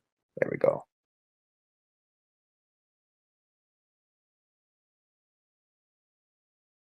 I think I might just try to go after the white-haired one just to stop him from escaping. Right. The newt will try and bite you. The newt hits you with 18 plus stuff, and the newt deals 4 points of piercing damage. That gnaws the back of your leg. I still get there, or is it just the inconvenience of being hit? Just the inconvenience of being hit. You get there. So I'll try to get 2 attacks in again. Alrighty. Go ahead and roll both. I should stop doing this. 10. So 10. 10 is just going to hit, but it's going to use a reaction to cast a shield of her own. So that one will miss. Okay. And then the next one. I don't know why I did the damage. Nor me. Is 20. Yep, that will definitely hit. So we can take that 5 damage if you'd like. Yeah, I will take that. Unless you want to re-roll to take to see if it's a 6 instead. I'll take it. I doubt I'm going to roll better than that. But also she's been hit, hasn't she? So I can also do an extra D8. Aspect of. Yes, because of your Slayer, Yeah. whatever feature. Thinking it's for giants because it's called Colossus, but that doesn't really make any sense. Nope. Anyway, so where is the D8 one? 3 damage. It's not a lot. It's still more damage. Pretty good. Ooh, and that exactly puts her to what it says. All right. If that's your turn, at the end of your turn, then he's going to take a stabby stab. Ooh, that's not a very good modifier. Let's see what happens. Nope. She tries to lash out with her chitin dagger. Pew! But you definitely dodge out of the way. Mhm. And that's that action. Burdan, it is your turn. You got this Okay. giant newt. Yeah. All right. I'm gonna risk it for the biscuit. Oh, I'm gonna move in between Arnu and Tinra. Do I get attack of opportunity? no. I don't think so, because I think the newt already took one against Arnu. Okay. Yeah. Good. So it doesn't get one. Okay. Just stares at you with beady eyes. All right. So I'm going to since it's in a cone and I'm trying to like position myself to where it's gonna hit the two witches if I can. Some like that. Yeah, you know what I'm trying to do. Yeah, but I'm gonna cast Burning Hands to hit both of them and keep Arnu and Tinner out of the way. It says it's a Dex 14.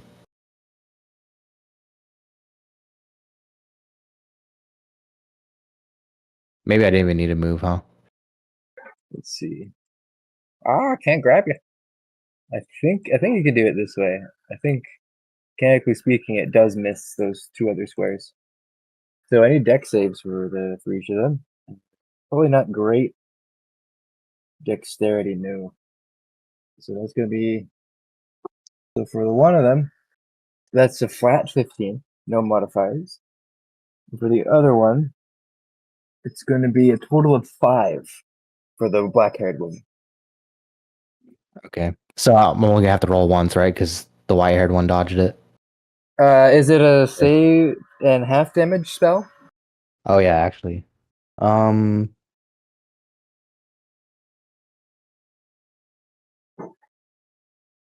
Yeah, half as much on a Yeah. Okay. Still So roll roll, and 5. the black-haired woman will take full damage, and the white-haired half. Yes, half. I don't know why I did 4. Hold on. Did you upcast it? It's just second level. Oh yeah, I did. Okay. Yeah. Do you want to take that cast? Yes, I do. All right, so 12 damage. That's good. I see a couple ones in there. And the other Yep. one will take 6 damage. 6 damage. Okay, that's good. Get that cone out of here.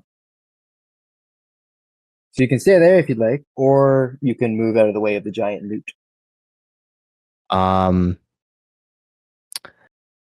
Yeah,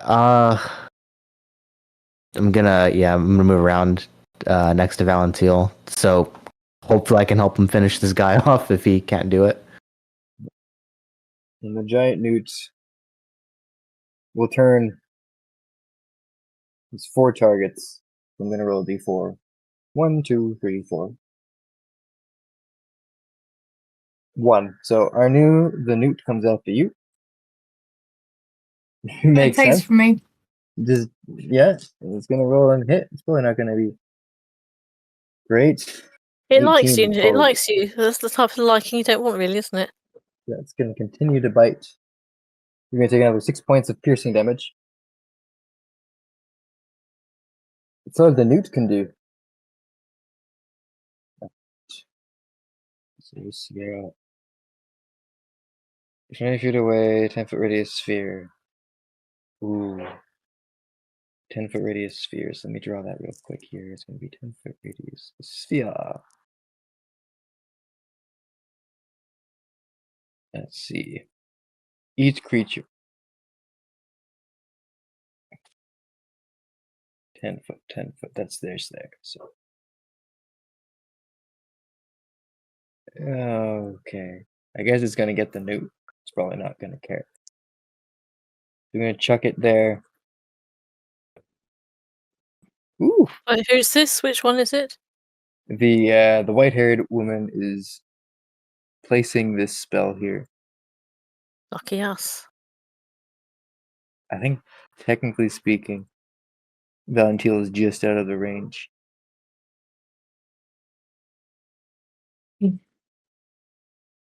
10-foot radius sphere. Yeah. So it'd just be you two and the newt. I need each of you to make a charisma saving throw, please. And I don't think the newt's going to do very well. Gets a nat 20 that. The newt just. That's better. I hope I don't do worse than Nuke, because that'd be embarrassing. What did the what You did, lose out what did to it a roll? Newt. What did it roll? Was it Please wrong? don't. The newt gets a nat 20 on the save. Alright, so the newt is Well, fine. Let's have a go then. Sorry. I rolled a 5, so It did well. Did better than us, probably. 16. What's my? Do I have anything on charisma? I can't remember. I don't. I think for Um, saving throws you do. +4, so that's 16, 17, 19, 20. 20. Yeah. The So newt, the newt beat me. you see the white-haired woman chuck a potion to the middle of the room, essentially, and it bursts out. This purpley liquid, this purpley kind of smoke fills the air, and you look to your left, and you see whoop, Arnu just disappear. Right. And Arnu, you all of a sudden reappear in a space kind of devoid of all color except a deep purple. There's a ton of oxygen, but essentially you're in a very small demi-plane. As you have been banished from the mortal realm. Bloody hell. But Tinner manages to resist, and so does the newt. Oh, You good mean, for them. did the newt beat me? Did the newt beat me though? That's what I want to know. Did it get better than I did? The newt, let's see. Is it more The newt, charismatic than me? the newt technically got an 18, so it did not Thank get goodness better for than that. you. That would have been so embarrassing. Yeah. Okay, so I don't know what's Yes, happened to it did have Arnu. been so embarrassing. Yeah, It did have been so embarrassing. So I don't know what's happened to Arnu. I'm hoping whatever effect it is, it will stop when I kill her. That was the white-haired woman, was it? the white hair, yeah. She Okay. casts her magic, and the final potion. Just going to drink another one. So I think that's her last of the day. And then Thank goodness. Shadow. He's probably going to go for Valentine because he's been poking him nonstop. Where? I think you're right here somewhere. Okay, so yep, definitely. So he's going to make a couple of attacks. It's gonna be brutal. So the 15, 17, 23. So 23. Yep, so the first one's gonna hit. Second one will also hit. The third one is going to be to you, Verdun. 17 to hit. So Valentine is going to take bunch of damage. 14, 8 points of damage. Oh no, I can't affect his character sheet here. So he's going to take 24 points of damage from the 2 attacks. I don't know how many hit points he has. He is 31. Bloody hell. Okay, so it's going to be those 2 attacks. And then that's going to be 17 to hit you, Verdun. So I believe that hits. So yes, it does. Okay, so that is going to be some more damage. Verdun. All right. Going to be some more piercing damage. No. It's going to only be 5. Still not looking good, but at least it wasn't like 20. Jeez. That's 2. That's 2 ones on the dice. That's bloody So, awful. I think poor Valentine, that's like, he's got hardly any health left. all right. So, and then going to go teleport over here. And that's his turn. Gah. Alrighty. It's Valentine's turn. Now I'm going to have to mutter to myself, I don't know, I've left them to finish that guy off and now he's teleporting around the room. Yeah, he's doing dumb things, that's for sure. I think he has some big old magic he can do if you'd like. Alright, second level. He's just going to probably do the wise thing and shoot all of his lightning missiles at this guy. So I will do that in a moment. They're just going to hit. And then it's the black-haired woman who does not like you in her face. So does she get some abilities back? Yes. She's going to... doesn't have too much left. She's going to rake you with her poisonous claws. Do I have to dodge out of the way? Let's see, that's going to be a 19 to hit.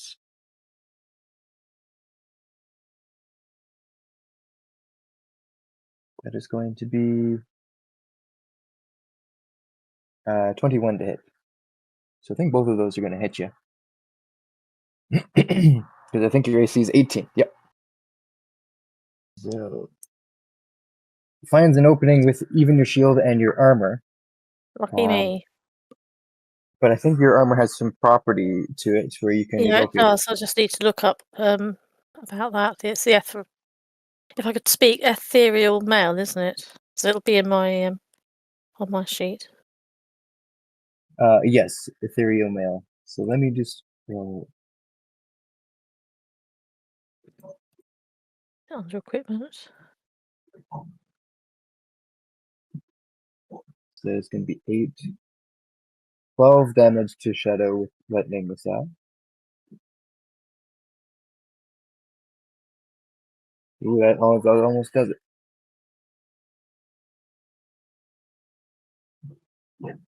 They're certainly hardy, aren't they? Since with the amount of damage we've done them.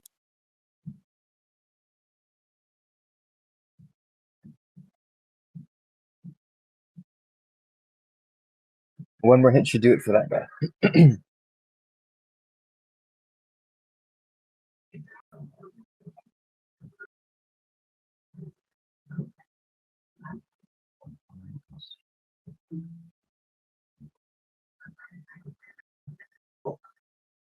Let's see, don't find it as well.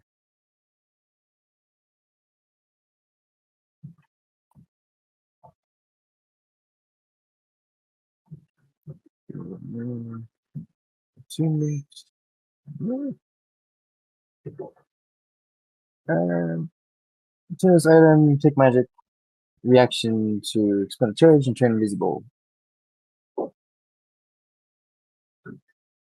Yeah.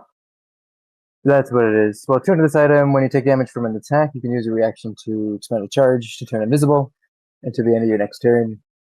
How's that going to help? It's not, is it? In terms of I've already taken damage, it's not going to mitigate the damage, is it? But the next attack will be at not this attack, but the next attack will be at disadvantage. Okay, well I'll do that in a minute. But do I need to do a saving throw for the Yes. So you take 6 points of piercing damage. Okay, let me just take that off my sheet first. Or will it be halved if I save? And then the poison damage will be halved if you save. Okay, so I need to take 6 off my hit points. Put 6 in there. There, that's taking me down to 30. Sorry, what am I doing? I'm doing a saving throw. Is it Constitution? Yep, Constitution. Is that the right dice even? Yeah. Yes, it is. 16 plus 3. I don't know if that's good enough. 16, Yeah, 17, you only 19. take 5 poison damage. So I need to take off another 5. Yeah.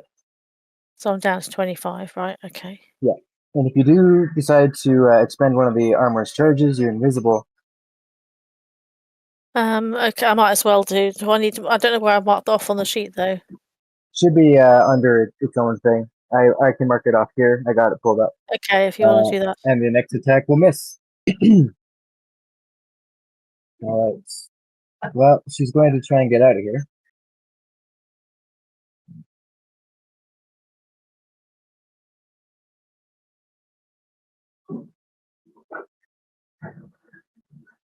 Yeah. So you can definitely take a whack if you'd like. I think you still got that. What, like an opportunity attack? Yep. That's a 13. I'm not sure if that's good enough. Yep, that is good enough. That's my physical mace, isn't it? So it's plus 3. So I've got 5, 6, 7, 8. It's good. Almost there. For her, she's not looking great at all. But it is your turn. Well, I should also go for shadows. They're right next to me, shouldn't I? They're dangerous. I'll try and kill them. Yeah, for sure. That's probably not going to hit. That's a 14. And I can never remember if I have to add anything on that or not. 14 plus, is that the flat roll? That was a flat 14, yeah. Yeah, so you add your mace, so plus 5, so that 19 will hit. Okay.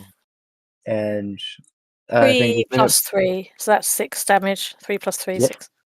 Yeah, how do you finish this guy up? Well, I give a great big roar of, for goodness sake, just die, and then just whack him over the head, and he falls to the floor. Super limp. So that's that guy. And Pretty good. stay down, I just say to him while he's down there, in case he's faking. All right, and you still have some movement, and you have your spiritual Spiritual weapon. weapon, so, I think you took damage, though. I do need a Constitution save to maintain. yeah, Actually, okay. in this, wait, we're not using that new rolls. Never mind. Do I have to see if I still can concentrate on the weapon or not, or is it automatically gone because of... No, you're fine. Not with this rule. The new rules, yeah, they added concentration to it, but not these ones. 13, I'm not sure if that's good enough. It would have been. forgot. It would have been good enough, anyways, if you were using it. Okay. Which one's looking more bloodied? I'm just thinking. The black No, hair. mask, yeah. The black-haired one. I only got a 2 that time, so plus 4, so it's 4, 6. Ouch! For goodness sake. She's after my dice again. Yes, you're very beautiful. Come Yeah, on. 6 will not be enough, unfortunately. No. Is she looking sorry for herself, though? Oh yeah. Just get my morale up a bit. Yes, you're very beautiful, but do you mind not dribbling my dice long as if they're a football? So banished.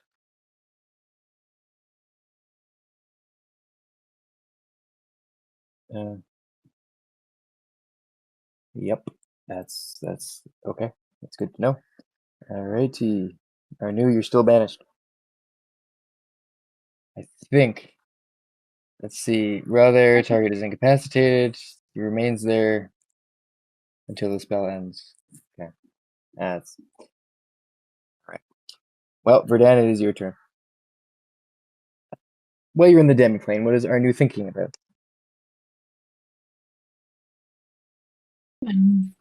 But it looks very very nice here. I like purpley. It's purpley. I'm just swimming about, waiting for it to be over. It's a purpley void. All right, Verdan. What you got? Okay. I'm gonna try to. I'm assuming if we kill the one that summoned the giant newt, it'll go away. Yep. Yeah. Okay. For sure. Just in case she keeps being annoying and constantly getting out of all this damage. I'm gonna try to position myself to where I can hit all 3 of them with a first level burning hand because I'm out of second spell slots now. How big is the cone? Is it 15 feet? Yeah, it's 15 feet.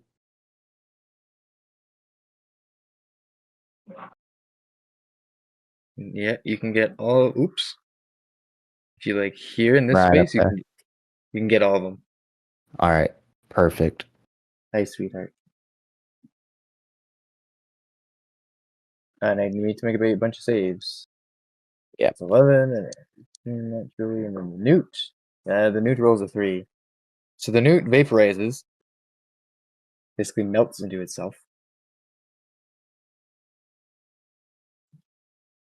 And then the other girls, okay, one of them's gonna save.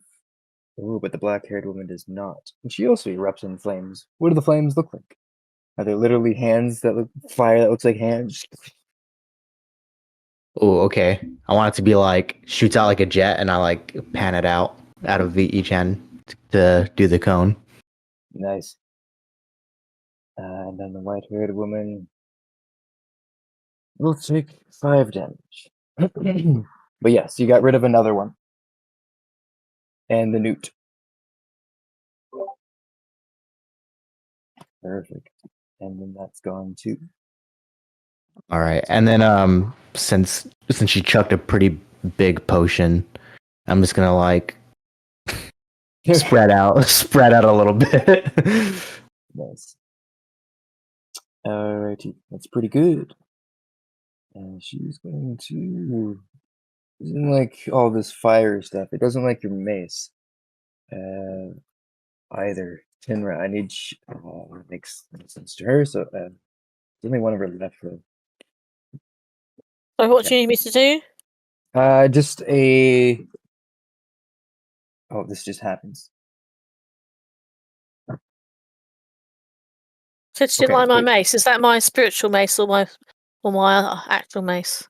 So you see the crone move over to the cauldron, Lucky pulls me. a vial, and then casts some fire magic, and you feel the handle of your weapon begin to heat up. Yippee. She casts heat metal on your mace. I hope So this if is you only a temporary effect on it. Well, as long as you hold on to it, it's gonna do some damage. I'll try and So grit my teeth because it's probably progressive. wait, So I'll how try long and is keep. the invisibility? I don't think you can see you. End of your next turn, so you can't even see you. So instead, you're going to go after Verdun. You're not going to use that spell because you're not holding a weapon. And you're just going to cast this spell here. Because I don't think that one is. Oh, it is. Can't do that one. Curses with all these concentration spells. Okay. Just going to cast 2 spells. One on round 2 and one on.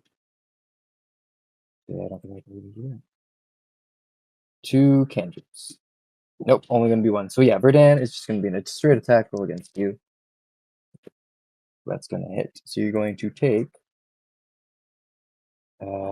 some poison damage. You're going to take 6 points of poison damage. 6. 6. Dang. It's going to move. That's all. He can't do anything else other than that. He's going to stay by the cauldron.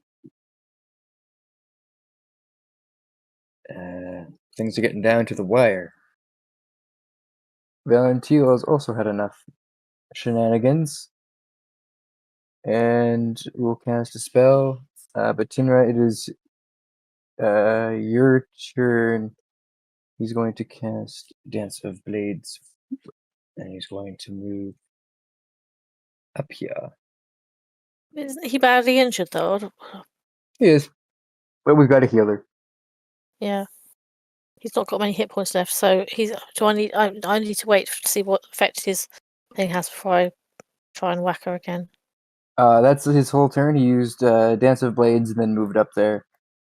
Okay, so if I just I'll do a normal mace thing and see if that. That's a 7 plus. That's not going to do it, is it? A flat 7. Flat 7 with your normal mace? With my normal mace, Yeah. probably not going So it's going to not going to be do it. 7, 12. Probably not good enough, is it? 12 is enough to hit, yeah. Oh, I thought she still had her magical protection thing. Nope. Expires after a round. Okay, 3 plus 3, that's 6 damage. Nice. So I might as well do my spiritual weapon as well. Me as well. Oh, I'm going off the boil now. That's only 8. Flat 8. Yeah, that will unfortunately flat 8 plus your wisdom. That's going to still hit. Oh yeah, of course it's plus 4 with the wisdom, isn't it? Oh, for goodness sake, I just got a 1 plus 4, isn't it? That's 5 damage then. 5 more damage. All right, I've Arnu, you're definitely gone still off the trapped. boil. Sorry, Still swimming Arnu. around the purple demi-plane. I think I must be getting tired. Had a good time. That's why my aim's getting worse. Oh yeah, you would have had to move up here, which is definitely possible. That's over there. Verdan. All right. Proceeding to back up even more. And since I'm only down a single level 1 spell slot, I'm just going to shoot a firebolt at her. to hopefully freaking kill her finally. Yeah. A nice good old cantrip. Yep. Oh, all right. So you crit. So you deal roll a d10 and add 10 to it. Roll a d10 and add 10. Yeah. Or roll the firebolt's normal damage and then add 10 to it because it's a crit. I think that's going to do 21. it. Yes. How do you finish the crone off as well? I shout, "To hell with you, witch!" and just blast her, and she explodes into she just explodes. It's amazing. So you launch this firebolt. She begins her monologue. She's getting ready to leave because I was going to make her leave on her next turn, which was right after yours. She's going to say something along the lines of, "You may have won this battle, but you haven't won the war." Oh, you can say it right in the face, right? Right? Yeah. Not today. Aww. Joining in the fun. All right, and the crone is also dead. Poof. And as the crone dies, Arnu comes back. Thank goodness for that. Sorry it Oh, took hey. me so long. Well done, Hey, look, we handled well it. done, team. You're well Let's done. get some, I know you some can. healing on poor Valentil's in a bad way, and Verdan's taken a fair bit as well, haven't you? Yeah, I've got like 8 hit points left. And yeah, Valentil's probably about the same, isn't he? Yeah, 7. Yep. Let me just see how many slots I've got left on my level 1 spells. Do you have Prayer of Healing? I've got No. my cantrip. My spare the dying. We normally keep that for extreme circumstances. Don't we? I'm just having a look to see. I mainly cast level 2 spells, didn't I? I cast. Yeah, I guess you don't have Prayer of Healing. That's fine. I don't have that at the moment, but I'll just have to do a cure wounds on each of them. So if I just cast that twice, and then that way, and see, and let's hope All put right. that in 2 slots there. So that's Goes okay. away. That's a 2d8 plus Plus spell 7. casting mod of plus 7. So 7. I should say who I'm casting on. The first one was going to be Verdan, and then 4. So that's 7. That's 11 plus 7. That's 18. And I'll do Valentil next. Another 7. No, another 7.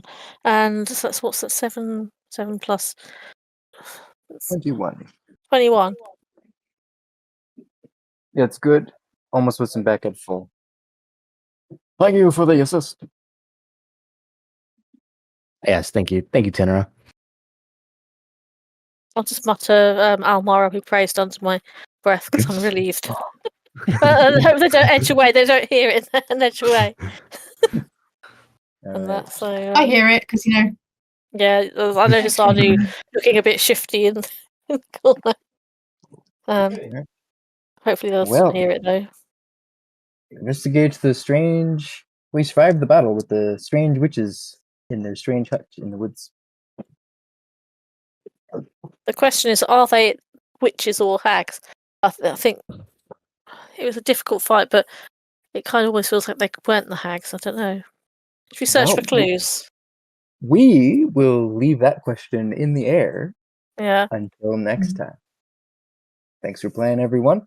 we'll need to search for clues, won't we? Have to remember to see if we can find out anything about their identity.